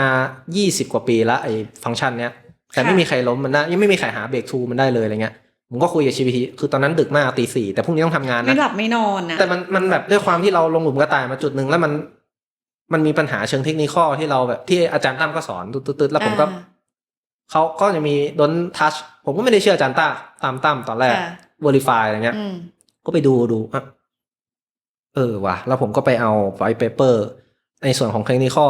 ลองแคปถาม ChatGPT ดูเพราะมันสับแบบ abstract เยอะมากมันภาษาอังกฤษผมอาจจะไม่รู้เรื่องเงี้ยผมก็ขับมาแปลแล้วก็แบบแปลเป็นอังกฤษที่คนรู้เรื่องนะอะไรเงี้ยเพราะว่าถ้าแปลเป็นไทยมันจะเพี้ยนก็อ่านแล้วก็แบบแม่งสุดยอดว่ะสุดยอดเนาะไหนๆก็พูดเรื่องwhite paper มาแล้วเดี๋ยวให้พี่โฟกช่วยเอาขึ้นจอหน่อยค่ะ white paper search คำว่า white paper ค่ะ Bitcoin แล้วก็สำหรับพี่ฝ้ายใช่ปะก็จะอ่านดูเรื่องในฝั่งที่มันเป็นเศรษฐศาสตร์แต่พอเป็นฝั่งที่มันเป็นยกกำลังละเอาละเริ่มละคือแบบอะไรวะเนี่ยเดี๋ยวอาจจะให้ช่วยอธิบายนิดนึงว่าเฮ้ยสูตรนี้มันคืออะไรหรออะไรอย่างเงี้ยค่ะซึ่งจริงๆ white paper มันไม่ได้มีหลายหน้ามันมีแค่เนี่ยค่ะหน้าเดียวใช่ถ้าใครมา Bitcoin BLC ที่เนี่ยค่ะก็จะมี white paper อยู่ข้างบนกำแพงเลยค่ะอันเนี้ยเข้าใจ abstract เนี่ยเข้าใจว่ามันคือ peer to peer อะไรอย่างเงี้ยแต่พอมันมาถึงแบบแถวนี้แล้วเริ่มงงแล้วช่วยอธิบายแบบระบบให้หน่อยค่ะว่าแบบ transaction ของมันเนี่ยความพิเศษของมันที่มันไม่เหมือน blockchain คนที่เข้าใจ Bitcoin จะบอกว่าเฮ้ย Bitcoin ไม่เหมือน blockchain เถียงมากเลยอันนี้ช่วยอธิบายหน่อยค่ะวันก่อนเรื่องนี้ก็ฮาเหมือนกันเพื่อนที่รู้จักก็ถามซื้อ Bitcoin ตัวไหนดี ไม่มี มีคอยตัวไหนดีแล้วผมว่าชื่อบิตคอยตัวไหนดีอะไรนะอีเธเรียม XRP ผมว่าแบบ Bitcoin is a Bitcoin you know not the other ผมก็แบบงงเหมือนกันคนยังไม่เข้าใจเยอะโอเคเรื่องระบบมันซิมเพิลมากครับมันก็คือระบบแบงค์ที่เราทำอยู่นี่แหละแต่แค่มันไม่มีตัวกลางใช่ไม่มีตัวกลางไม่ถูกตัวกลางเยอะมากมีหลายคนแต่ว่า Bitcoin เป็นระบบผมใช้คำพูดนี้แล้วกันว่าเป็นระบบที่ไม่มีใครเชื่อกันและกันคือเมื่อเราทำ transaction กับแบงค์เนี่ยเราเชื่อเขาเพราะหลายแบงค์แบงค์ฟ้าเป็นใครมาก่อนใครถือหุ้นอุ๊ยดูดีมี BOT แบ็คหลังมีนั่นนี่นั่นโอ้ยมันไม่น่าจะโกงกันหรอกอะไรเงี้ยก็ฝากเงินไว้นั่นอะไรเงี้ยแล้วเขาก็ให้ดอกเรามีโปรดักต์ข้างในแอปอีกอะไรเงี้ยไปซื้อหุ้นซื้ออะไรโอเคมีตัวกลางแต่อันเนี้ยไม่มีตัวกลางทำไมเราต้องเชื่อเขาอะไรเงี้ยแล้วระบบถูกออกแบบมาให้ไม่เชื่อกันเลยมันเกิดจากการที่โปรแกรมเมอร์ที่หัวแข็งพี่แบบว่าแล้วเราไปต่อกับคนอื่นเชนที่เราไปต่อเราสร้างระบบของเราขึ้นมาปุ๊บเครื่อง A โหนด A แล้วเราไปต่อคนอื่นปุ๊บเราไม่เชื่อใครสักคนเราจะตรวจเองแล้วที่อื่นก็เป็นแบบเดียวกันก็เราก็ไม่เชื่อคุณเหมือนกันอะไรเงี้ยคุณก็ทำมาเดี๋ยวเราก็ตรวจเสร็จแล้วมันคือระบบบัญชีนะครับก็ทุกคนก็ make transaction ขึ้นมาปุ๊บเข้าจากเครื่อง A เครื่อง B C D E แล้วแต่สุดท้ายมันมีการกระจายกันออกไปเมื่อแบบเปล่าอากาศบอร์ดแคสต์ฟึบนาย A เติมเงินให้นาย B 20 บาทนะออกไปอะไรเงี้ยแล้วก็มาพูดกันมาจริงไหมนาย A มีเงิน20ไหมคนอื่นก็ตรวจเงี้ยครับใช่แล้วก็แบบมันก็มีข้อมูลเท็จบ้างอะไรเงี้ยสุดท้ายมันจะถูกปัดออกใช่แล้วเมื่อถึงจุดนึงเนี่ยด้วยการตรวจเนี่ยถ้าพูดภาษาแฮนด์เนาะมันคือการที่ทำtransactionมันคือเหมือนเรามีตู้จดหมายนะครับแล้วก็มีคนเอามาส่งจดหมายให้เรามีคนโอนเงินให้เราเนาะแต่ตู้จดหมายนั้นมีแค่กุญแจของเจ้าของบ้านหรือคนนั้นหรือใครก็ได้ที่มีกุญแจเจ้าของบ้านเปิดได้แต่ทุกคนเห็นว่ามีตู้จดหมายอยู่มีกล่องนี้เป็นของน่าจะเป็นของนายนี้อะไรเงี้ยแต่มีกุญแจเดียวที่เปิดได้ใช่ครับการเข้ารหัสมันก็เป็นการเข้ารหัสของไอ้ชา256ที่ผมแต่มันเป็นการเอาแบบเอาคน A B ทับกันนี่ทับกันทับถมไปเรื่อยๆเงี้ยครับแล้วด้วยชาเนี่ยหรือด้วยอัลกอริทึมเนี้ยทำขึ้นมาเพื่อทำให้มันทับถมกันเนี่ยไปเรื่อยๆอยู่แล้วไม่ควรแกะไม่ได้ถ้าคุณคือแม้ว่าตัวแปรแบบเลขมันเปลี่ยนไปนิดนึงหรือว่าไบนารีมันเปลี่ยนมันจะเกิดอวาลานซ์เอฟเฟคก็คือแบบคีย์แฮชทุกนี้มันจะเปลี่ยนไปเป็นอีกค่านึงเลยไม่มีทางคุณแฮกก็ได้แหละก็คือแต่คุณต้องใช้เวลานานมากใช่มากซึ่งมันยังไงมากขนาดไหนใช่คือใช้พลังงานเยอะขนาดไหนBitcoin ตอนเนี้ยมันถึงในจุดที่แบบ unbreakable แล้วครับคือมันแบบว่าคือคนนั้นจะต้องมีเงินเยอะมากมีพื้นที่ในการทำเหมืองเซิร์ฟเวอร์เนี่ยเยอะมากและใช้พลังงานเยอะมากพลังงานนั้นผมก็คุยกับ ChatGPT แล้วก็เอาข้อมูลจากมันไปเสิร์ชต่อนะคุณต้องใช้ประมาณ200กิกะวัตต์อัพซึ่ง1โรงงานไฟฟ้านิวเคลียร์มีได้แค่ 1-2 กิกะวัตต์ผลิตนะคุณต้องมีโรงไฟฟ้านิวเคลียร์ต้อง100แห่งมันยากมากใช่หรือก็คือพลังงานไฟฟ้าทั้งประเทศเราเนี่ยแหละก็คือต้องไปซื้อประเทศไทยมาแล้วก็ทำไอ้นี่อย่างเดียวเพื่อที่จะมาเปลี่ยนเพื่อที่จะแก้เงินแค่อันเดียวนะแล้วคุณต้องแก้ภายใน10 นาทีด้วยถ้าคุณแก้ไม่ทันอีกอันนึงมาทับละคุณต้องไปทำใหม่โอ้โหซึ่งคนที่คิดนี่ก็เก่งมากใช่ใช่คือตอนผมว่าเหมือนเขาเป็นเหมือนถ้าพูดทางปรัชญาเนาะเขาเหมือนเป็นคนที่หยอดอะไรสักอย่างให้กับโลกใบนี้และด้วยธรรมชาติของมนุษย์และด้วยอะไรหลายๆอย่างมันจะรันของมันเองซึ่งตอนนี้มันก็ถูกพูดมาแล้วว่ามันถูกรันด้วยสิ่งแวดล้อมธรรมชาติผู้คนมองมันเป็นอะไรเรื่อยๆแล้วมันก็มีการช่วยเหลือทำให้ระบบนี้มันซีเคียวขึ้นเรื่อยๆจนมันอยู่ในจุดที่มันแบบ unbreakable อะไรไปแล้วซึ่ง Bitcoin ก็เคยมีตอนมันเกิดใหม่ๆก็ยังมีแบบมีบั๊กมีอะไรเงี้ยมันก็คือซอฟต์แวร์นะครับใช่ไหมผมสามารถเปลี่ยน Bitcoin ก็ได้ในวันนี้เปลี่ยนเวอร์ชันผมอะไรเงี้ยแต่มันก็ไม่ได้ approve จากทุกคนอะไรเงี้ยเพราะมันการจับมือกับทุกคนฉันเชื่อฉันไหมฉันเปลี่ยนไปละฉันจะผลิตเพิ่มขึ้นนะแต่ว่านายเอาไหมถ้านายเอาถ้าทุกคนเอากันหมดมันก็เปลี่ยนได้ใช่แต่การที่คุณจะเปลี่ยนแล้วคุณจะบอกคนอื่นเปลี่ยนยังไงอะไรเงี้ยตอนแรกๆมันมีปัญหาคือมันก็อยู่ในวงเล็กๆเนาะเขาก็บอกโทรไปบอกไม่รู้เขารู้จักกันไหมนะผมไม่รู้เนาะซาโตชิ นากาโมโตะคือใครไม่รู้เงี้ยเขาอาจจะคุยกันหลังไมค์แล้วก็เปลี่ยนให้หน่อยดิมันบักอะไรเงี้ยเขาก็เปลี่ยนกันง่ายๆมันตอนนั้นยังพังอยู่อะไรเงี้ยมันเลยเปลี่ยนได้ง่าย ครับ แต่ตอนนี้มันไม่ได้แล้ว no ค่ะครับ อ่ะ ก็ง่ายๆตู้จดหมายมี ค่ะ คนเอาจดหมายมาดรอป ค่ะ เราก็เห็นว่ามีใครมาดรอปให้นายนี้ เราไม่รู้เราไม่รู้ว่าเขามีเงินเท่าไหร่เพราะไม่ได้ตู้จดหมายมันทึบไง ค่ะ แต่นายนี้จะเปิดได้ แต่ว่าด้วยเชนเนี่ยเราสามารถตามได้ว่าแบบใน UTXO หรือว่า Public Key เนาะก็คือตู้จดหมายเราเนี่ยมันรู้ในเทคโนโลยีเขารู้ว่ามีเงินเท่าไหร่ในนี้ ค่ะ แต่เราไม่รู้ว่ามันของใคร ใช่ ในนี้มันมีคำว่า verify มีคำว่า sign เนี่ย ใช่ครับ อธิบายหน่อย เรื่องของ private key นะครับมันคือเลข01เนี่ยแหละ ค่ะ ที่ยาวมากๆตัวหนึ่งใช่ แต่ว่าแบบมันก็จะมีความแต่ละคนว่าจะใ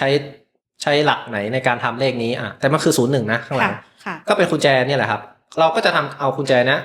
มา make transaction ก็คือมาปุ๊บคุณจะโอนเงินให้นาย A ใช่ไหมเอาคีย์เนี่ยมาแตกเป็นอีกคีย์หนึ่งย่อยๆแล้วก็ไอคีย์ย่อยๆเนี่ยก็แตกไปเป็น UTXO ก็คือเลขเป็นสมุดบัญชีค่ะแล้วเอาสมุดบัญชีเนี้ยเงินในนี้มันถูกเริ่มจาก2 บาทใช่ไหมคุณจะโอนเงินให้นี่2 บาทก็โอนให้นาย A ไปเขาก็ต้องใช้สมุดบัญชีเช่นเดียวกันแต่ข้างหลังมันคือกุญแจหลายๆดอกที่แตกออกมาและถูกควบคุมด้วยกุญแจอันเดียวของเขาใช่ค่ะก็ simple เลยมันก็เลยต้องมีคนที่คอยรันคอมพิวเตอร์ใช่ไหมคอยขุดใช่ครับทุกคนยังบางคนก็อาจจะงงว่าขุดบิตคอยนี่มันยังไงวะอธิบายหน่อยเพราะว่ามันก็คือหนึ่งในอีโคซิสเต็มของเราเนาะใช่ก็บิตคอยนะครับถ้าพูดกับกลุ่มโปรแกรมเมอร์หรือคนที่ได้ IT บ้างผมจะพูดว่ามันคือ P2P และ Electronic Cash เนาะแต่ถ้าพูดกับคนที่บ้านผมบอกว่า Go Digital เอาง่ายๆเลยทองกับป้าทองนั่นแหละแต่คำถามคือมันมีคนขุดเนาะมันมีโนดมันทำไมมันแยกกันอะไรเงี้ยในตอนแรกบิตคอยมีตำแหน่งเดียวคือโนดเป็นทั้งไมเนอร์ด้วยเงี้ยครับก็ขุดด้วย Verify ด้วยแต่รู้สึกว่าหลังๆมันมีโจทย์ที่แตกต่างกันคือไมเนอร์คุณต้องใช้ไฟฟ้าและต้องใช้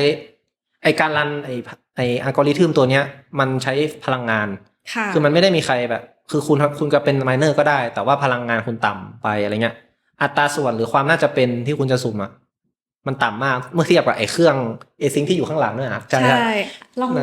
เอาเครื่องอะไรนะเครื่องขุดมาโชว์ได้นะคะหมายถึงว่าดูจากรูปได้นะพี่โฟกจะไปยกมาให้เลยขอบคุณครับพอดีผมเห็นมันดูแบบเท่มากเป็นอนุสาวรีย์อะไรเงี้ยค่ะก็ใช่บางคนแบบนึกไม่ออกเครื่องขุดหน้าตาเป็นไงเดี๋ยวเราจะโชว์ตอนนี้แหละว่าแบบมันทำงานยังไงมันขุดยังไงหนักเนาะมันก็เหมือนคอมพิวเตอร์เครื่องนึงไหมใช่ครับใช่โอเคนะครับอันนี้คือผมพูดว่ามันคือเทคนิคอลเมตาแล้วกันเครื่องขุดอาจจะเป็นอะไรก็ได้เป็นคอมพิวเตอร์โง่ๆเครื่องนึงก็ได้ครับเป็นอะไรก็ได้คอมป้าเมื่อ20 ปีที่แล้วก็มาขุดได้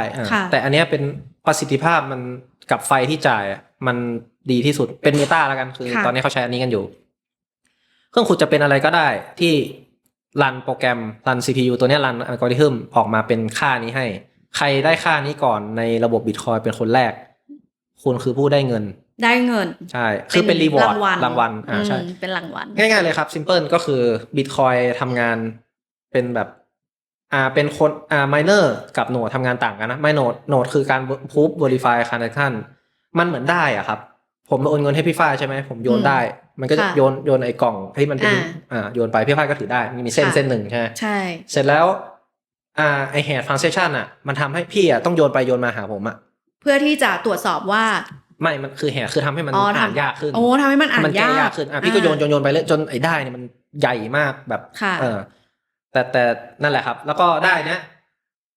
miner จะเป็นคนรวบรวมกันไปโอเครวมนะนาย A โอนให้นาย B โอนให้นาย F อะไรเงี้ยปุ๊บเสร็จแล้วทุกๆ10 นาทีคนที่ประกาศบล็อกได้เขาจะเอา transaction มาเรียงให้เพราะการเรียง transaction เวลาเหมือนเกิดขึ้นในแบงก์ก็เช่นกันครับถ้าสมมติว่านาย A โอนเงินให้นาย B แต่ transaction ยังไม่เสร็จแล้วนาย A ไปโอนให้ C เงินมันก็จะ duplicate ใช่ไหมเพราะมันปุ๊บนาย A ได้นาย B ได้ตังค์ละนาย C ก็ได้ตังค์เหมือนกันสุดท้ายนาย A มีตังค์เท่าไหร่อะไรเงี้ยมันเลยเขาเรียกว่าเกิด race condition คือการแข่งขันกันของเรื่องเงื่อนไขเรา make transaction ละ A B แต่ว่ามันยังไม่เสร็จอะไรเงี้ยใช่มันก็เลยต้องเรียงครับเรียงเพื่อไปหาดูว่า ณเสี้ยววินาทีเนี้ยมันโอนใครบ้างแล้วใครได้รับบ้าง หรือมันเกิดอะไรก่อน ถ้าสมมติ A โอนให้ B แล้ว A พยายามโกงโอนให้ C ก่อนตอนที่ B ยังไม่เสร็จอะ ค่ะ ถ้า C มันเฟลมันก็ควรจะได้แค่ C นะ ค่ะ อะไรเงี้ยคือการเรียน transaction มันเลยสำคัญนะครับ อ่า แล้วก็ตัดอันที่มันมั่วๆออกไปอะไรเงี้ย ค่ะ ใช่ miner จะเป็นคนเรียงให้ อืม แต่แค่เรียงใครๆก็ทำได้ครับเพราะว่า ค่ะ ทุกคนมันเมคขึ้นมามันเกิดจากโหนดส่งข้อมูลให้เนาะ ค่ะ โหนดไม่ได้ใช้อะไรเลยก็คือเปิดไฟคอมโง่ๆส่งให้ปุ๊บเสร็จละ ค่ะ ส่งประกาศออกไป อันเนี้ยเอามาปุ๊บอาจจะคุณจะทำอันนี้ได้ คุณต้องรันเครื่องนี้นะรันอัลกอริทึมนี้เพื่อสุ่มเลข ค่ะ จุดอ่อนของคอมพิวเตอร์คือการสุ่มเลข รอ ใช่ถ้าเป็นคนเราถามคน พี่ฝ้ายลองสุ่มเลข1 ถึง 100 ล้านให้หน่อย พี่ฝ้ายเอาเลขอะไรครับ เอาเลข4 เพ เพราะเราคอมพิวเตอร์สุ่มยังไงอะ คอมพิวเตอร์สุ่มมันอันนี้คือสเกล1 ถึง 100 ล้านเนาะ แต่อันนี้มันสุ่มระดับแบบ0มัน40 ตัว50 ตัวเงี้ยครับและความยากก็จะแตกต่างกันด้วยณเวลานั้นๆของบล็อกนั้นๆด้วย คือถ้าสมมุติว่าณตอนเนี้ยเครื่องมันเยอะเนาะเครื่องช่วยกันสุ่มอ่ะคือมันช่วยกันสุ่มมันจะมีเลขหนึ่งที่แบบถ้าคุณได้เลขต่ำกว่า 1,000 คุณเป็นผู้ชนะบิตคอยทำงานง่ายมากคือก่อนที่เขาจะสุ่มอ่ะเขาจะรู้อยู่แล้วว่าเขาอ่ะจะต้องสุ่มเลขประมาณไหน ถ้าเขาสุ่มไปแล้วเอามาเรียงสุ่มไปเรื่อยๆสุ่มไปเรื่อยๆจนมันโดนเลขนั้นปุ๊บคุณคือผู้ชนะแค่นั้นเอง หล่อแล้วอะไรที่ทำให้เครื่องเนี้ยมันต้องใช้ไฟเยอะมากขนาดนั้นทำไมบิตคอยถึงแบบต้องใช้ไฟเยอะละกันอะ โอเคเรื่องเมตาของเทคนิคนะครับมันถูกชิปไปเรื่อยๆเนาะเหมือนเมื่อก่อนทำไมเราไม่เขียนโปรแกรมอะไรที่แบบเขาเอาดาวยานอพอลโลอ่ะไปดวงจันทร์ทำไมไม่ใช้โปรแกรมนั้นเขียนมายันวันเนี้ยมันก็ต้องมีการชิปเนาะเทคนิคภาษานั้นก็ทำได้เท่านั้นใช้พลังงานเท่านั้นมันอาจจะมากแต่ณตอนเนี้ยทุกอย่างมีเมตาของมันเนาะโลกทุกอย่างเครื่องขุดก็เช่นกันนะครับเมื่อก่อนก็เอา CPU ขุดเอา GPU ขุดการ์ดจออะไรเงี้ยขุดได้แต่สุดท้ายแล้วอ่ะมันเหมือนเด็กคนหนึ่งที่เป็นศาสตราจารย์อาจจะเป็นอัลเบิร์ตไอน์สไตน์แล้วกันแต่คุณต้องมาทำงานแรงงานอ่ะพี่คุณต้องมาขุดเหมืองอ่ะโอเคมันก็เลยแบบGPU มันทำในเรื่องนั้นเก่งแต่เอาเข้ามาขุดเหมืองอ่ะมันจะคุ้มไหมอะไรเงี้ยมันก็เลยเกิดเมตาที่ว่าถ้างั้นน่ะคุณเอาไอ้แก้วไอ้คำก็ได้มาเยอะๆเลยไอ้เครื่องเนี้ยมันเหมือนไอ้แก้วไอ้คำไอ้ปั้นไอ้เหมืองไอ้อะไรเงี้ยในเนี้ยกู้เมืองเหรอ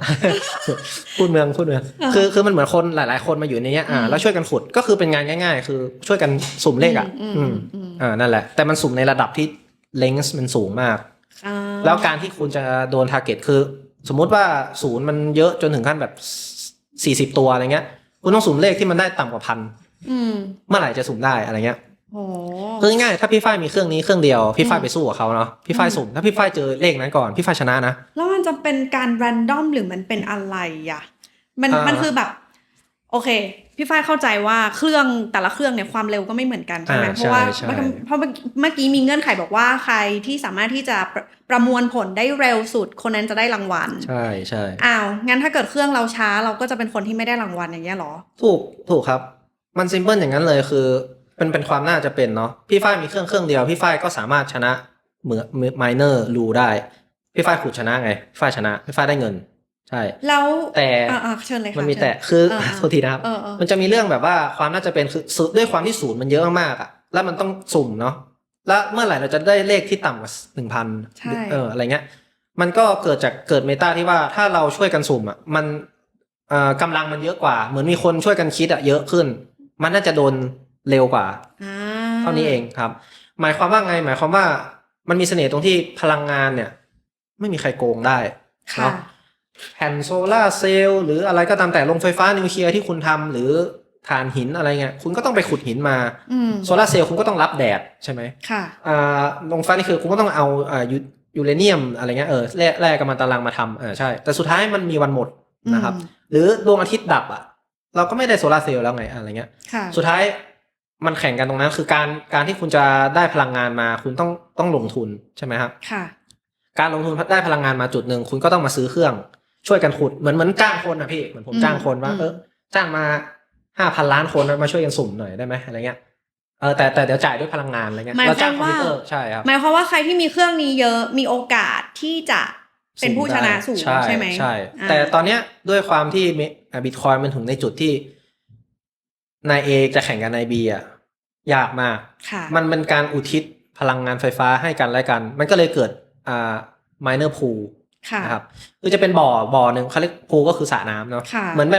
นมีนาย A กับนาย B มาจับมือกัน ค่ะ ฉันมี5เครื่องนาย B มี10เครื่อง ค่ะ รวมกันหน่อย15เครื่องช่วยกันสุ่ม ค่ะ แล้วก็พอได้กันแบ่งกัน แต่แบ่งด้วยเรทที่เครื่องที่คุณลงนะ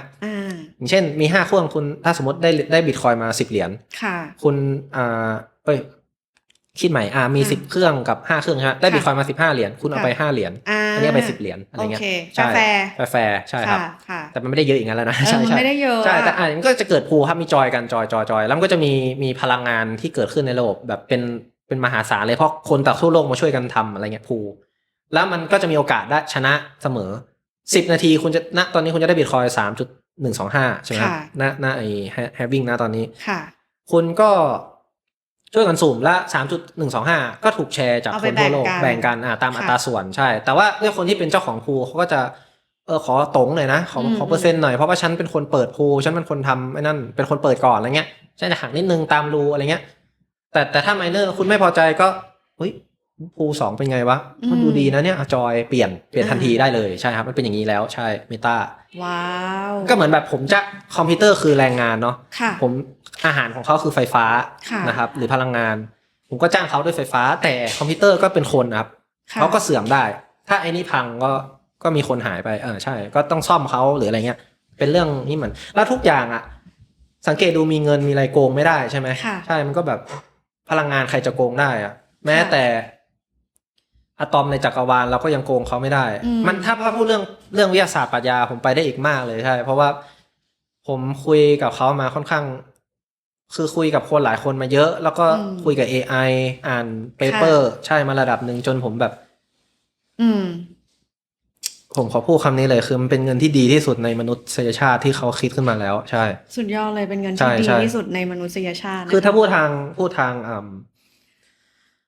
ถ้าทางสายพิซซ่าเนาะก็คือแบบมันแค่มันผลิตไม่ได้เนี่ยมันพิเศษยังไงอะไรเงี้ยโคตรพิเศษสำหรับพี่ฝ้ายผลิตเพิ่มไม่ได้ใช่สำหรับพี่ฝ้ายคือการที่มี21เหรียญ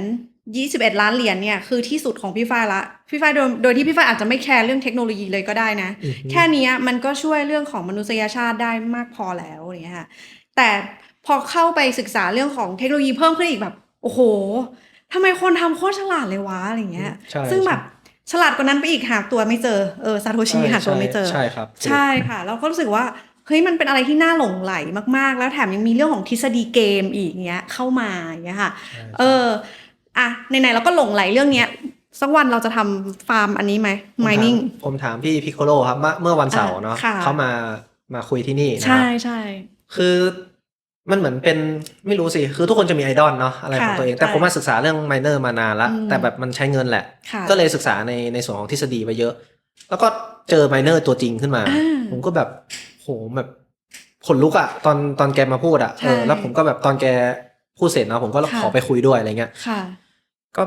อยากทำพี่อยากทำใช่ถึงจุดนึงก็อยากทำเหมือนกันเพราะว่าไม่ได้เป็นการทำเพื่อเราอยากกำไรอะไรนะคือถ้าพูดเรื่องเงินมันต้องทำเพื่อเงินแหละเนาะใช่ไหมก็ตามนั้นแต่ว่า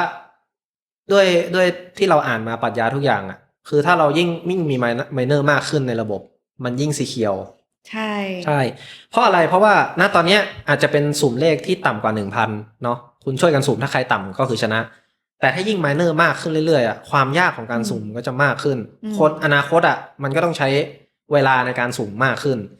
แม้ว่าเครื่องมันจะผลิตตามไม่ทันหรือคนมาจอยไม่ทันอะไรเงี้ยแล้วยิ่งมันบิตคอยน์มีเสน่ห์คือถ้าสุ่มยากเกินไปเดี๋ยวฉันทำให้มันง่ายขึ้นอีกนิดนึงคุณจะได้เจอเร็วๆมันก็จะบาลานซ์อยู่ที่10 นาทีครับมันอาจจะ7 นาทีคุณเจอละหรือ18 นาทีอะไรเงี้ย18นานไป7 นาทีเร็วไปอะไรเงี้ยเขาก็จะหาเลขที่มันแบบต้องสุ่มต่ำกว่าใช่มันเลยมีตรงนี้แล้วคือแบบยิ่งมันสุ่มยากเขายิ่งปลอดภัยระบบเขายิ่งเฟรนลี่อย่างเงี้ยแล้วก็แบบถ้ามันยิ่งปลอดภัยแล้วทำไมเราถึงลูกหลานเหลนหลนที่เขาอยู่หลังเราเงี้ยทำไมเราไม่เอาของสิ่งนี้ให้กับเขาไปใช่ไหมเพราะมันปลอดภัยถึงขนาดนั้นอะไรเงี้ยมันปลอดภัยถึงขั้นที่แม้ว่าผมจะไม่อยู่ที่นี่แล้วในวันที่บิตคอยไม่ถูกผลิตเพิ่มแล้วอะไรเงี้ยผมสามารถเอาไอ้กุญแจที่เปิดตู้จดหมายผมส่งให้ใครสักคนที่ผมรักหรือเขามีคนที่รักต่อไปจากรุ่นเรื่อยๆส่งต่อให้ได้ มันว้าวขนาดนั้นอ่ะใช่ สุดยอดเลย ใช่ อีกนิดนึงขอถามแบบอะไรโง่ๆนิดนึงเวลาเราส่งบิตคอยให้กัน ใช่ป่ะ ใช่ เราส่งบิตคอยให้กันเนี่ยมันก็จะมีให้เลือกใช่ไหมด่วนไม่ด่วน5 นาที10 นาทีรอไป24 ชั่วโมงใช่เฮ้ยอันนี้มันคือการใช้ระบบอะไรหรอในการที่จะแบบประมวลผลนะคะโอเคคือตอนที่ทุกอย่างในโลก financial นะครับมีค่าใช้จ่าย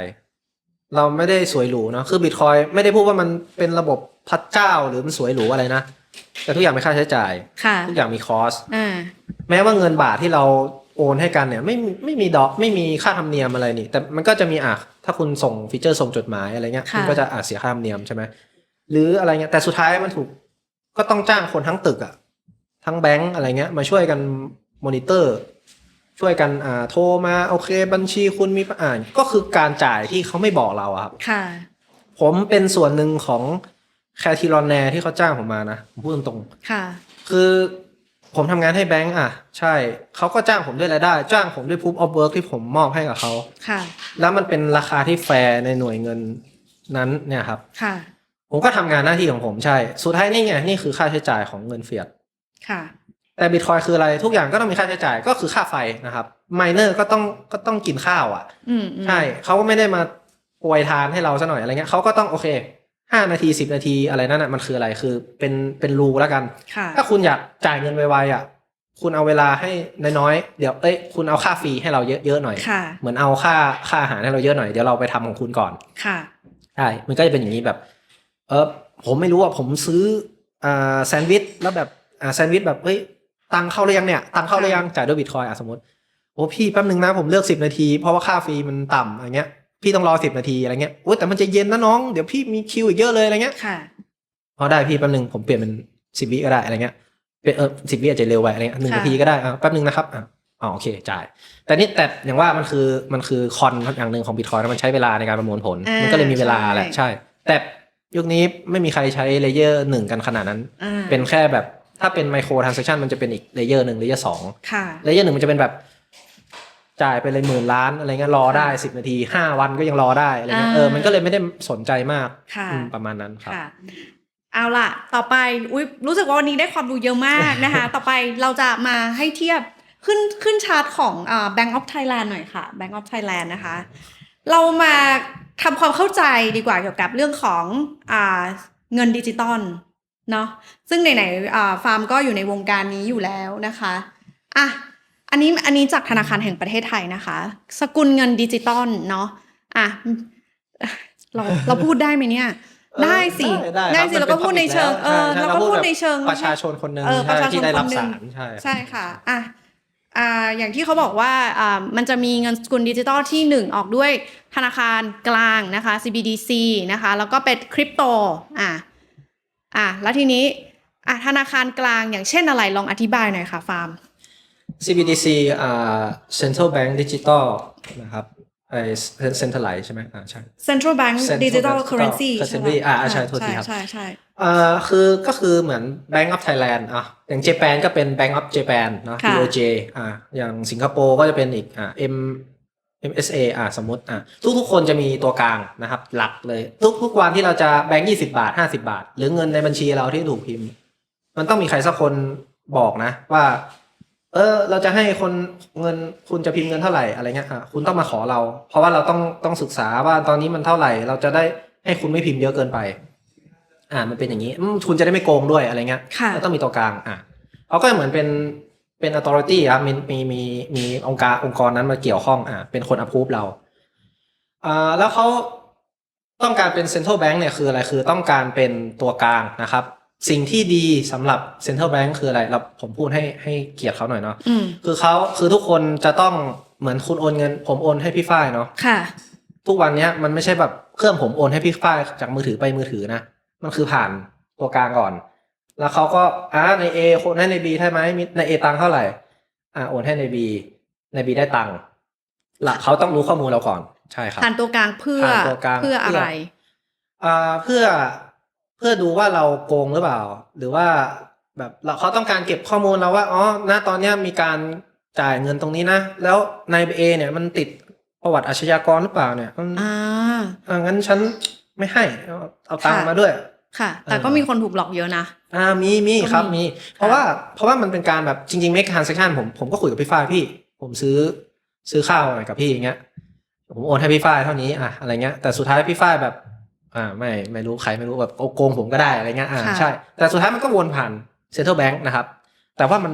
ปริมาณ transaction มันมากเกินที่เขาจะตรวจได้ด้วยคนเนาะก็เลยต้องมี AI มาช่วยมีอะไรเงี้ยตามยุคสมัยใช่ครับใช่โอเคอันนี้ก็คือเป็นเงินที่ทุกคนคุ้นเคยใช้ทุกวันนะคะ QR code ก็ใช่ไหมใช่ครับทุกอย่างมันแบล็กด้วยบาทไทยนะครับสุดท้ายก็คือมันก็คือเงินบาทนี่แหละแต่แค่เปลี่ยนมาเป็นดิจิตอลเนาะค่ะแต่ความผมไม่พูดดีกว่าแค่มันคือดิจิตอลครับมันคือดิจิตอลนั่นแหละใช่ครับใช่โอเคอันนี้ก็ใช้ง่ายครับใช้ง่ายด้านซ้ายมือเป็นอะไรที่ทุกคนคุ้นเคยนะคะเป็นอะไรที่คนแต่สิ่งที่มีคำถามแบบที่เราอยากที่จะมา verify clarify นิดนึงตรงนี้ก็คือว่าคริปโตเคอเรนซีอย่างเพื่อนน้องฟาร์มถามว่าเฮ้ยบิตคอยมีกี่ประเภทอะไรเงี้ยเฮ้ยมันมีประเภทเดียวใช่ไหมในโลกของคริปโตเคอเรนซีเนาะใช่แล้วมันก็จะแบ่งออกเป็น stable coin แล้วก็ Bank of Thailand ใช้คำว่า unbacked crypto assets ค่ะลองอธิบายหน่อยค่ะความแตกต่างระหว่าง stable coin ค่ะกับ Bitcoin แล้วกันโอเคstable coin นะครับเป็น cryptocurrency assets pegged by traditional currencyก็คือเป็นเหรียญหนึ่งที่ถูกแบ็กด้วยอะไรสักอย่างนะครับอย่างเช่น Bank of Japan แบ็กด้วยเงินเยนคริปโตของเขาเรียกใช่แล้วก็สิงคโปร์ก็แบ็กด้วยเงินสิงคโปร์ดอลลาร์ USD ก็เป็น USDC USDT แล้วแต่บริษัทแบ็กด้วย one by one หรือด้วยสัญญาพันธบัตรอะไรแล้วแต่นะครับใช่คือมีแบ็กโดยเงินพวกนี้ส่วนเรื่องพื้นหลังนั่นเดี๋ยวค่อยเล่าแล้วกันนะผมขอพูดรวมๆก่อนนะรวมๆกัน stable coin คือมีเงินบาทเงินแบ็กเงินอะไรเงี้ยแบ็กให้ส่วน cryptocurrency หรือ alternative coin เหรียญทางเลือกนะครับunbacked crypto assets เนี่ยถ้ามองมุมแบ็กนะมองมุมแบงค์นะเขาก็พูดถูกนะมันไม่ได้มีอะไรแบ็กนี่แต่ถ้ามองมุมพี่ฝ้ายคิดว่าเราต้องแยกระหว่างบิตคอยใช่กับหรืออะไรว่าไปออกมาคือทุกคนส่วนใหญ่เนาะที่อยู่ในถ้าเป็นบิตคอยเนอร์ล้มหลุมกระต่ายเขาจะแยกได้แล้วแต่คุณแยกไม่ได้เพราะว่าจริงๆมันคือซอฟต์แวร์ครับทุกอย่างระบบแบงก์ระบบบิตคอยระบบอีเธเรียมหรืออะไร is a software นะครับมันคือซอฟต์แวร์หมดเลยแต่ความมีเสน่ห์ของบิตคอยมันไม่ได้มีแค่ซอฟต์แวร์ใช่มันมีเรื่องปรัชญามีเรื่องอุปสงค์อุปทานมีเรื่องชีวิตมีเรื่องอะไรเข้ามาเยอะมีเรื่องไฟฟ้ามีเรื่องคือถ้ามันเป็นแค่บิตคอยเป็นแค่ซอฟต์แวร์มันก็เป็นเหรียญอื่นนั่นแหละครับแต่พอมันมีทุกอย่างแล้วมีทุกอย่างมีคอสสำหรับเขาแล้วเขามีเสน่ห์คือผลิตเพิ่มไม่ได้หรือมีอัตราการผลิตที่เราเดาได้เนี่ยเขาก็พิเศษตรงนี้แล้วมันไม่สามารถมีใครควบคุมได้นี่แหละนี่คือเสน่ห์ของเขาอีเธเรียมทุกวันนี้ถ้าผมเป็นหนึ่งใน developer ของ Ethereum อย่าง Ethereum 2.0 ที่เกิดขึ้นมาผมมีสิทธิ์ชิปนะผมบอกโอเคก็ไปเกณฑ์คนบริษัทมาyou have Ethereum right how about we make something different and แบบสมมติว่าคุณอยากเปลี่ยนรูของ Ethereum เปลี่ยน burn rate เปลี่ยนอะไรเงี้ยยกมือเหมือนโหวตครับประชาธิปไตยคุณก็เปลี่ยนได้เลย Ethereum 3.0แล้วคิดว่าในอนาคตมันจะเกิดขึ้นได้ไหมเรื่องแบบนี้บิตคอยทำให้ผมเชื่อว่าเราไม่ควรเชื่อใจใครนะครับเพราะมันทำได้แต่เขาไม่ทำตอนนี้แล้วทำไมเราต้องเชื่อว่าเขาจะไม่ทำอนาคตใช่ไหมค่ะนั่นแหละเอาที่สบายใจใช่ที่สบายใจซึ่งมุมกลับมาเรื่องunblack crypto โอเคทำไมเขาถึงมองว่ามันไม่มีอะไรแบล็คก็ถูกมันมุมเขาอาจจะมองว่ามันเป็นอากาศธาตุเนาะจริงใช่มันเกิดขึ้นมาได้เพราะกำลังไฟฟ้าอะไรเงี้ยแต่คุณคิดต่อสิไฟฟ้าเนี่ยมันเกิดขึ้นมาได้เองไหมไม่ได้ใช่ไหมครับแล้วด้วยอัลกอริทึมหรืออะไรที่คุณมาช่วยกันเนี่ยมันเกิดขึ้นได้ไหมก็ไม่ได้คือทรัพยากรเครื่องที่คุณต้องซื้อพื้นที่ที่คุณต้องเช่าแอร์ที่คุณต้องติดให้กับเครื่องเพราะไม่งั้นมันจะเสื่อมหรือไฟฟ้าที่คุณหามาโรงไฟฟ้าที่คุณต้องไปบุ๊กเสียงทางการเมืองให้กับเจ้าของโรงไฟฟ้าช่วยคุณทำเนี่ยมันทำได้เหรออะไรเงี้ย แรงนะใช่แต่นั่นแหละครับมันแบ็คอันแบ็คเขามองได้ไงมันมาจากอากาศจริงก็ make sense สำหรับเขานะในมุมมองของแบงค์ใช่ไหมก็มี unback ใช่ถูกต้องคือการเป็นบิตคอยเนอร์มันทำให้เราตั้งคำถามแล้วมันตั้งไปเรื่อยๆจนเราถามตัวเอง why why that จนมันตันได้เนี่ยคือมันแบบสุดยอดมากแล้วผมกลายเป็นคนเหมือนมองโลกในแง่ร้ายอ่ะเรามองโลกในแง่ร้ายเราจะได้เจอ worst case ไว้ก่อนใช่ไหมแล้วเราก็ตั้งคำถามจนเราตอบตัวเองได้หมดแล้วเราโอเคเราเข้าใจมาละเราเข้าใจไม่ใช่แค่เรื่องบิตคอยอาหารการกินวิธีการรักษาปรัชญาชีวิตวิถีชีวิตผมเปลี่ยนเลยจากคนติดหรูติดอะไรผมแบบนั่งปิ้งสเต็กที่บ้านอะไรเงี้ยแล้วก็แบบเรื่อยๆครับผมก็แบบโอเคอะไรเงี้ยค่ะก็พยายามอธิบายสั้นๆเลยละกันว่าระบบของBitcoin กับบล็อกเชนทั่วไปต่างกันยังไงสั้นที่สุดนะครับBitcoin เป็นซอฟต์แวร์แล้วมีอย่างอื่นด้วยเนาะไม่มีตัวกลางแล้วไม่มีใครควบคุมได้ทุกคนต้องช่วยกันแม้ว่าผมอยากเปลี่ยนคนแล้วผมชวนเพื่อนเปลี่ยนได้หมดละมากกว่านั้นแต่ต้องใช้เวลาแล้วมีคนไม่อยากเปลี่ยนแค่คนเดียวทำอะไรไม่ได้ละค่ะคอนของมันก็คือเปลี่ยนยากนั่นแหละใช่แต่มันด้วยฟันดาเมนทัลของมันแข็งแกร่งแล้วใช่มันไม่ต้องเปลี่ยนอะไรมันส่วนที่เหลืออย่างที่ผมบอกอีเธอเรียมอะไรหรือเพปคอยดอชคอยหรือ whatever คอยนะครับ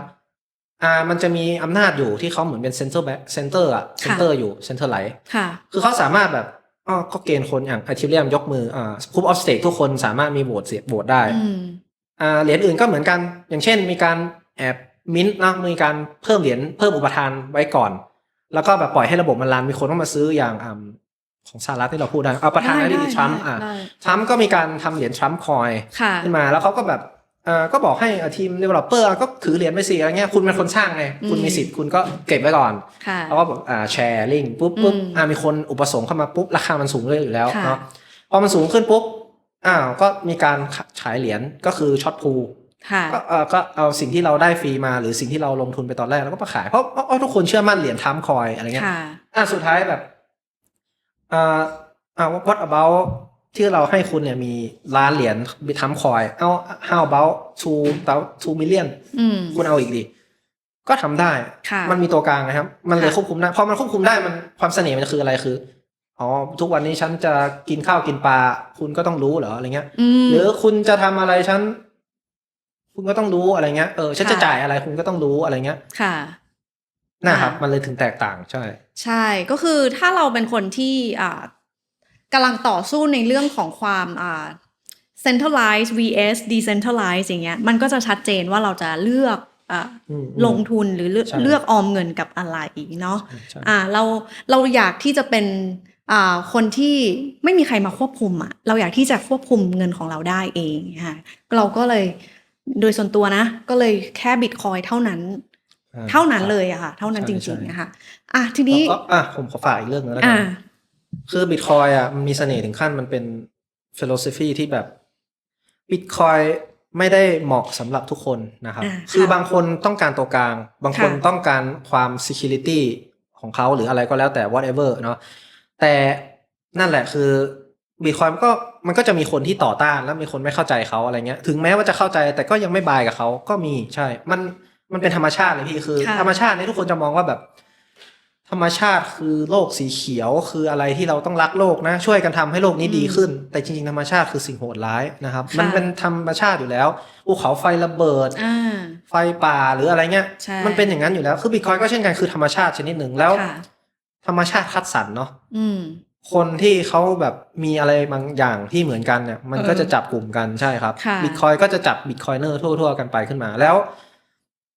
อุปทานที่นิ่งเรามีอุปทานอยู่แล้วเราแค่เราประสงค์อะไรเงี้ยณตอนนี้นะใช่ตอนนี้ผมมองว่ามันearlyมากๆใช่ก็ 4% มีคนถือ Bitcoin แค่ 4% บนโลกใบนี้นะคะซึ่งใครถืออยู่ก็ขอแสดงความยินดีด้วย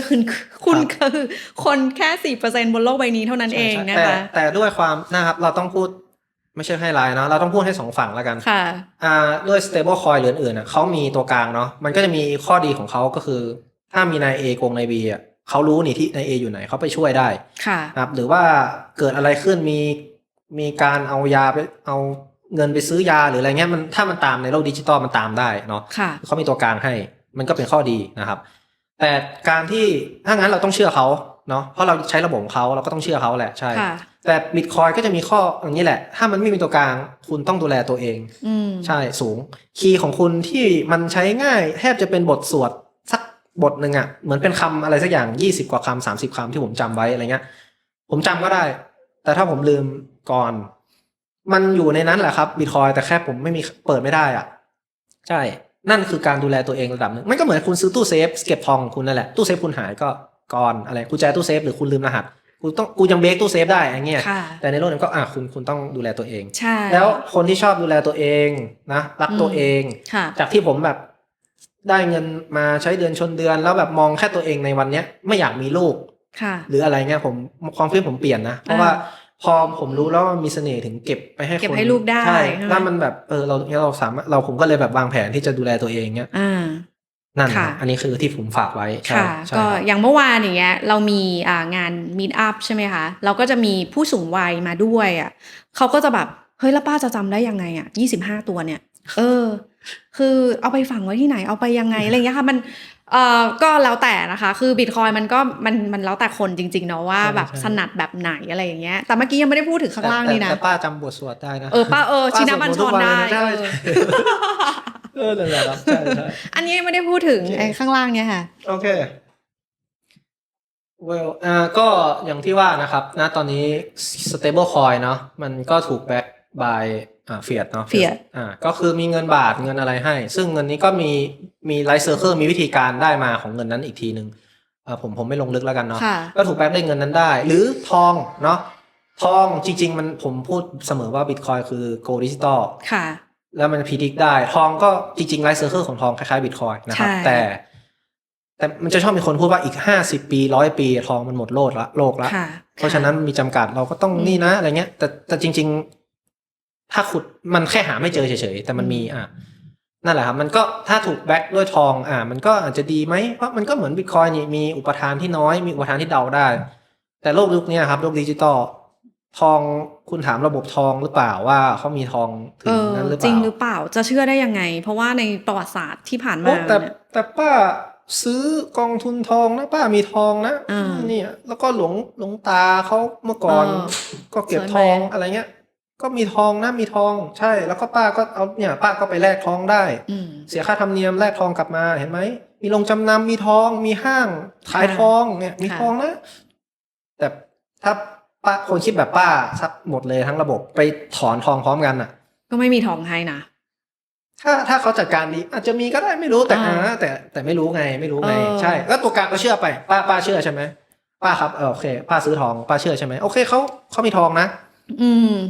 แต่นั่นแหละคือป้าเชื่อเขาป้าก็ต้องเชื่อเขาว่าเป็นเซ็นทรัลไงใช่ตัวกลางมันก็คล้ายๆกับตอนมันจะมียุคที่แบบไม่ใช่ยุคเพิ่งผ่านมาเนี่ยแหละที่ธนาคารในอเมริกาล้มมาที่คนแบบไปถอนเงิน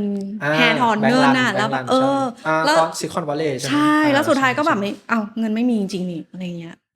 มันก็เราเชื่อใครได้ด้วยหรออย่างเงี้ยค่ะใช่ไหมมันมีเสน่ห์ตั้งแต่ระบบมันแล้วไงคุณไม่เชื่อใครสักคนเงี้ยแต่คนไม่เชื่อกันมาทำงานด้วยกันได้ยังไงนั่นแหละครับก็บิตคอยมันเป็นตั้งแต่ฟันดัมเบลทัลแล้วใช่ใช่เมื่อกี้ในนี้เขาเขียนว่าอัลกอริทึมควบคุมราคา MIM อัลกอริทึมโอเคอัลกอริทึม smart contract นะครับคือการรักษาสมดุล demand supply เช่น MIM คือ magic internet money magic internet money คืออะไรศัพท์ทางเทคนิค magic value magic variable คือตัวเลขแปลกๆตัวเลขสมมติตัวเลขที่เราเขียนขึ้นมาในโค้ดที่เขียนว่า2 3 5 8 4อะไรเงี้ยสมมติในโค้ดที่ผมตรวจกับน้องผมนะก็จะมี magic number มี magic อะไรเงี้ยทำไมคุณต้องเช็คตัวแปรเท่ากับ1 ล้านmagic number นะไปเปลี่ยนใหม่อะไรเงี้ยมันคือ magic ป้องกันยังไงmagic number ก็คือเลขที่มันถูกเสกขึ้นเวทมนต์ไง magic เสกเงินขึ้นมามันป้องกันยังไง smart contract ใช่ไหมมันคือผมว่ามันคือการกดดันอย่างหนึ่งนะว่าให้central bank ผมทำงานกับเขาเนาะเข้าใจมันเป็นการกดดันให้เขาเข้ามาในระบบที่มันต้องมีการตรวจสอบมีการออดิตนะครับเกิดขึ้นว่าณตอนนี้มีซัพพลายที่เกิดขึ้นเท่าไหร่smart contract ช่วยยังไงก็คือถ้ามันถูกอยู่ในบล็อกเชนคือทุกคนเห็นว่ามันมีเงินเท่าไหร่ในนั้นแต่ไม่รู้ว่าเป็นของใครอะไรเงี้ย ก็จะรู้ว่ามีเงินทั้งหมดทั้งหลายในระบบใช่ไหมครับสมาร์ทคอนแทคก็ช่วยตรงนี้ก็คือการจะมิ้นเงินหรือเอาเงินเพิ่มเข้ามาเนี่ยต้องมีเหตุผลหรือว่าต้องมีการ authority บางอย่างเกิดขึ้นค่ะแต่ว่าเขาจะทำได้ยากขึ้นค่ะใช่หมายความว่าอยู่เกิดสงครามโลกครั้งที่3เนาะแล้วก็แบบต้องการใช้เงินคุณเอาทองมานะมาเก็บช่วยหน่อยไม่งั้นชาติเราโดนยึดอะไรเงี้ยค่ะใช่แล้วก็เราจะพิมพ์เงินขึ้นมาก่อนแล้วแต่พอเราเนี่ยเราคืนเงินให้นะใช่ประมาณนั้นแต่มาคืนเท่าเดิมหรือเปล่าไม่รู้ไม่รู้แต่คุณต้องช่วยกันก่อนไม่งั้นโดนยึดอะไรเงี้ยไอ้ระบบ Smart Contract คือการตรวจสอบก็คือบล็อกเชนชนิดหนึ่งก็คือจะได้ช่วยนี่แหละแต่สุดท้ายการมิ้นเข้ามาครับก็เซ็นทรัลแบงก์ก็เป็นคนควบคุมอยู่ดีใช่ด้วยเจตนาที่ดีก็ได้ใช่เขาก็อาจจะช่วยเราแบบณตอนนี้สภาพคล่องมันสูงมากเขาอยากได้เงินนะคนอยากใช้เงินก็ใส่ให้หน่อยอะไรเงี้ยประมาณนั้นใช่ครับโอ้โหคุยกันมาถึงขนาดนี้เนี่ยเราก็ได้ความรู้แบบอินไซต์แบบเยอะมากจริงๆนะคะแล้วก็ถามในส่วนของเราบ้างดีกว่าว่าเราเป็นคนที่มีโอกาสได้ทำงานในฝั่งของการเงินแล้วก็เทคโนโลยีควบคู่กันไปขนาดนี้แล้วอะค่ะเราวางแผนว่าในอนาคตเรามีฝันอยากทำอะไรบ้างจริงๆผมว่าเชื่อพ่อผมแรงนะคือบ้านผมมาเป็นนายตัวเองตั้งแต่แรกใช่บ้านพ่อผมทำธุรกิจตัวเดียวทำเป็นก็เป็นแบบเป็นก็ทำผู้รับเหมาคนเดียวผมก็อยากมีอะไรเป็นของตัวเองสักวันหนึ่งใช่บิตคอยมันให้อะไรผมเยอะเลยก็คือจากที่เมื่อก่อนผมโยนเงินไปในหุ้นในอะไรเงี้ยผมก็ต้องมานั่ง validation ดูว่าหุ้นผมมันจะลงจะขึ้นผมสวิตช์ไปที่ไหนไหมอะไรเงี้ยแต่บิตคอยถ้าfundamental มันยิ่งใหญ่ขนาดนี้แล้วแบบมันยังไม่ถึงมูลค่าของมันอะไรearly มากๆแล้วมันเป็นเครื่องมือเก็บเวลาชนิดหนึ่งเนาะเงินในวันนี้ที่ผมเก็บเนี่ยมันไม่ได้เสื่อมเพราะมันจำนวนเท่าเดิมนะแล้วก็แบบอนาคตผมก็เอาเงินตรงนั้นมาทำอย่างอื่นได้คือผมไม่ต้องคิดละผมมีเงินละตอนเนี้ยแต่ว่าเงินของผมไม่เสื่อมด้วยผมก็จะได้ไปทำอย่างอื่นอะไรเงี้ยณตอนนี้ผมคิดอะไรได้อีกมากก็อยากจะเปิดบริษัทเทคนะอะไรเงี้ยก็อยากทำจริงๆถามว่าอยากทำเกมอยู่ไหมยังอยากทำนะครับแต่อย่างที่รู้อุตสาหกรรมเกมก็แย่ใช่อาจจะเพราะด้วยระบบเงินที่มันแบบแย่ๆแล้วก็เกมรุ่นหลังๆก็จะมีเรื่องแบบหลายๆอย่างเข้ามาเงี้ยทำให้แบบคุณภาพเกม AAA เกม 5A เดี๋ยวนี้สู้เกมอินดี้บางเกมไม่ได้เลยแบบเกมที่คนทำ5 คน 10 คนอะไรเงี้ยเขาก็ยังแบบเขาเป็น proof of work โดยแท้จริงผมอยากทำบริษัทอย่างนั้นนะแบบเล็กๆแล้วก็แบบมันทำโปรดักต์ให้กับโลกแล้วทุกคนไม่รู้จักแบบว่าอย่างเกมผมชอบเกมปลูกผักเนาะเกม Stardew Valley เจ้าของเป็นคนเนี่ยแหละเป็นฝรั่งคนนึงแล้วเขาก็ทำเกมคนเดียวแล้วเสร็จแล้วเกมมันมาในช่วงโควิดแล้วมันมาในช่วงที่มันเคยมีเกมปลูกผักบูมเกมนึงแล้วเสร็จแล้วมันแบบมันมาพอดีแล้วมันขาดคนเขาขาดเนี่ยคนที่นอสตาเจียเขาอยากซื้อมาเล่นแล้วตอนนี้เกมเขายังเปิดอยู่ครับเขาก็มีอัปเดตให้เรื่อยๆแล้วแบบมันเป็นแล้วเกมราคาเดิมนะเขาก็พูดคอนเซ็ปต์ให้เรื่อยๆอย่างเงี้ยผมอยากทำโปรดักต์อะไรแบบนั้นที่แบบเมื่อเงินมันซีเคียวแล้วทุกคนก็ใช้เงินแบบก็เราก็มีแผนให้อะไรเงี้ยคุณก็จะได้ทำงานตรงนั้นได้เต็มที่ไม่ต้องเอาเวลาไปคิดเรื่องเก็บเงินละมันเหมือนแบบบิตคอยเนอร์คือคนที่เหนื่อยกับอะไรในชีวิตมากกว่าเหนื่อยกับการที่จะต้องมานั่งวิ่งตามต้องมานั่งหาข้อมูลแล้วก็จะขาดทุนจะกำไรจะเงินหายหรืออะไรเงี้ยเราแค่โยนเงินลงไปตรงนั้นแล้วเรารักษาของเราแค่นั้นแหละเราเอาเวลาไปทำอย่างอื่นอะไรเงี้ยผมไม่แค่คนเหนื่อยคนนึงนะถ้าตัดเลิกเทคออกเลยนะค่ะใช่เพราะว่าผมก็มองว่าบิตคอยในอนาคตมันเหมือนอินเทอร์เน็ตในยุคนี้ซึ่งไม่มีใครไปศึกษามันหรอกว่ามันทำงานยังไงแล้วอะไรเงี้ยเลเยอร์ศูนย์เลเยอร์1ของอินเทอร์เน็ตเงี้ยแบบว่าเลเยอร์พวกฟิสิกอลหรืออะไรเงี้ยฮาร์ดแวร์มันวิ่งยังไงเน็ตวิ่งยังไงไม่มีใครรู้แล้วก็ตอนนี้ก็เข้า TikTok เข้า Instagram ดูไปเลยบิตคอยก็จะเป็นอย่างนั้นในอนาคตเช่นกันใช่นะคะ Angel Investor ทั้งหลายนะคะต้องหันมามองแล้วนะคะแล้วก็สุดท้ายอยากให้ฝากสมมติว่ามีคนอยาก follow ฟาร์มอย่างเงี้ยเพราะว่าฟาร์มเป็นคนที่มีความรู้เรื่องนี้เยอะอะค่ะไป follow ที่ไหนได้บ้างอยู่ในแพลตฟอร์มไหนบ้างดีกว่าครับโอเคผมทัตพงศ์กันธเดชนะครับก็เดี๋ยวนะอยู่ใน Facebook พี่ฝ้ายเห็นใน Facebook แล้วก็มีที่ Instagram แต่ส่วนใหญ่จะเป็น Nostr ไปหรือยัง Nostr ไปแล้วแต่ว่าผมเป็นสายแอบอ่านคือฟอเขาไปแล้วก็ไปอ่านไปเอาเงินดรอปให้เอาแต่ว่าไม่ได้แสดงอะไรเพราะว่าคนเก่งในวงการเริ่มเยอะขึ้นเรื่อยๆแล้วผมก็ดูว่าผมแค่เสริมเขาแล้วกันด้วยสไตล์คุณอยากรู้อะไรก็เสริมแต่ว่าไม่ใช่ว่าไม่อยากทำเองนะก็อยากทำใช่ ก็ติดตามใน Instagram นะครับใน Facebook แต่ผมเล่น Facebook เยอะกว่าเหมือนเป็น Gen Gen Y Y ใช่แก่ๆหน่อยได้ทัตตพงศ์กันเดี๋ยวผมค่อยขึ้นให้ก็ได้ครับใช่ก็ Facebook Instagramไลน์ไม่ต้องให้ก็ได้มันไม่อยากใช้ทำงานด้วยแล้วก็นอสเตอร์ผมไม่ได้ลงอะไรเลยอ่านอย่างเดียวใช่แล้วก็มี X มีไหม X ไม่เล่นด้วยไม่เล่นTikTok ก็ไม่เล่นโอ้นี่ของ Gen Y ของจริงเลยนะคะเนี่ยของจริงใช่ครับก็ส่วนใหญ่ Instagram กับ Facebook นะครับค่ะแล้วก็ผมเขียนเป็นบทความเนาะเป็นอาร์ติเคิลก็จะเป็นทางเทคจริงๆเพิ่งเริ่มทำเลยแหละเพราะว่าเป็นความเติบโตทางสายงานอาชีพเพราะว่าผมถึงจุดที่แบบมันต้องแสดงออกทางเทคนิคอะไรแล้วเพื่อให้คนมาอ่านบล็อกเราเข้าใจแล้วก็ไปใช้ต่อไปตามได้ที่ไหนบล็อกก็ชื่อผมนะครับทัตตพงศ์กันธเดชนั่นแหละคือ search Google เราขึ้นเลยนะใช่อยู่ในมีเดียใช่เขียนบล็อกแล้วก็พยายามจะเริ่มจะใส่บล็อกเกี่ยวกับปรัชญาทางการเงินแล้วก็ทางเทคนิคของเรื่องคริปโตเคอเรนซีนะครับส่วนใหญ่ผมจะพูดให้กว้างๆเราเข้าใจทุกคนอาจจะโปรคอนต่างกันแต่ผมชอบบิตคอยเนาะผมจะพูดให้บิตคอยอย่างนี้แต่ว่าคุณเชื่อไม่เชื่อผมไม่รู้คุณเป็นverify เองใช่ผมก็จะพูดเริ่มจะใส่ไปเรื่อยๆกะว่าจะทำเดือนนึงสัก1 ถึง 2บทความอะไรเงี้ยเพราะว่าตามอุปสงค์อุปทานผมก็ไม่อยากเขียนถี่เกินเดี๋ยวคนก็ไอ้นี่เขียนอะไรเรื่อยเปื่อยอะไรเงี้ยใช่ก็เราอยากลองของดีก็ปล่อยค่อยๆปล่อยฝากให้สำหรับคนที่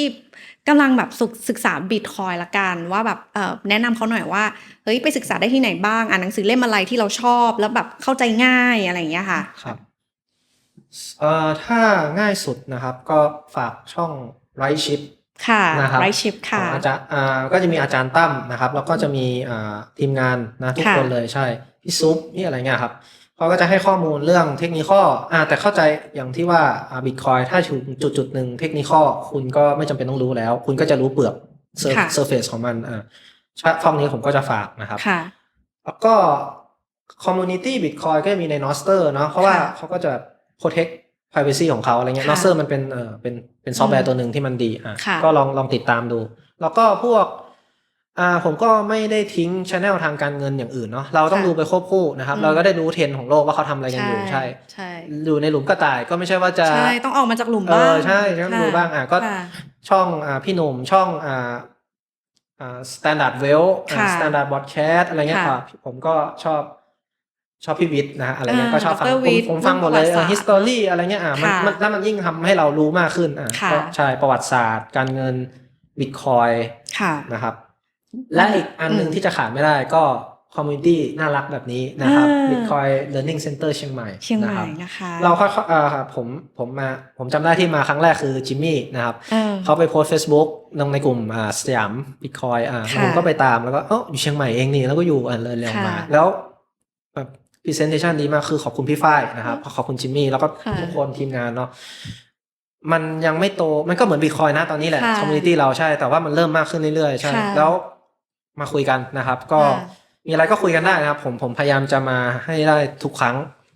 นะถ้าไม่ติดอะไรใช่ครับแล้วก็หนังสือจริงๆถ้าอ่าน Bitcoin Standard ก่อนเนี่ยมันคือไม่เป็นหนังสือเรื่อง Bitcoin Standard แต่เขาพูดถึง Bitcoin แค่นิดเดียวเองข้างหลังคุณจะเป็นเรื่องประวัติศาสตร์การเงินกับปรัชญาทางการเงินใช่อาจจะแนะนำ Fiat Standard ก่อนFiat Standard แต่ผมยังอ่านไม่จบนะใช่เพราะว่าผมเพิ่งอ่าน Bitcoin Standard จบไม่นานใช่แล้วก็อ่านนั้นเสร็จก็อ่าน Bitcoin Standard อ่านของพี่ชิดก็ได้เงินเฟ้อพี่ชิดดีง่ายอยู่ง่ายอันนี้ simple สุดละใช่พี่ชิดง่ายมากคือผมซื้อมาเพราะว่าลดภาษีซื้อหนังสือออนไลน์นะครับก็เลยซื้อมาแล้วแต่ว่าจะอ่านอยู่แล้วใช่ก็มี3เล่มนี้ก่อนนะครับแล้วถ้าลงไปเรื่อยๆก็จะเป็น Money Layer Money Layer Money ก็มีของฝรั่งส่วนใหญ่ถ้าเป็นคนไม่ชอบอ่านนะครับก็ฟังบอดแคสต์นี่แหละถ้าได้ภาษาอังกฤษหน่อยก็มีเยอะแยะอะไรเยอะแยะเลยใช่การจะฟังสื่ออะไรแล้วเรา verify ว่ามันดีไม่ดีถูกไม่ถูกเราฟังหลายๆเจ้าฟังแล้วก็ลองมาเวทดูมันเหมือน Bitcoin ครับช่วยกันพูฟเนาะเราไม่รู้หรอกว่านาย A จะพูดให้ร้ายใครพูดดีแค่ไหนแต่สุดท้ายถ้าเราฟัง10เจ้ามันถูกสัก8เจ้ามันน่าจะใช่นะมั้งอะไรเงี้ยหรือก็ลองไปเรื่อยๆนะครับมันก็จะแบบอย่าให้ข้อมูลบางอย่างmanipulate คุณโดยสิ้นเชิงใช่คุณต้องลองฟังหลายๆอย่างผมก็ฟังเงินพวกโครงการเงินเฟียอะไรต่างๆอะไรเงี้ยผมก็ฟังโอเคก็คองมาว่าช่างดูอะไรเงี้ย โอเค ใช่ครับ โอ้โห สุดยอดเลยแบบ อาจจะ ได้ น้ำเยอะไปหน่อยไหมนะ ได้ความรู้เยอะมาก แล้วก็ขอบคุณมากๆเลย แล้วก็ยินดีมากๆที่แบบได้ฟาร์มมาเป็นส่วนหนึ่งของคอมมูนิตี้นี้นะคะ แล้วก็มาแชร์ความรู้ในส่วนที่มันลึกมากนะคะ ก็เป็นเสน่ห์ของคอมมูนิตี้เนาะที่แบบมีคนหลากหลายมาช่วยกันแชร์นะคะ ก็วันนี้ขอบคุณฟาร์มมากๆเลยค่ะ ขอบคุณ ขอบ ค่ะ คุณครับขอบคุณพี่ฝ้ายครับ ค่ะ ที่นี่ ค่ะ แล้วก็ขอบคุณมาก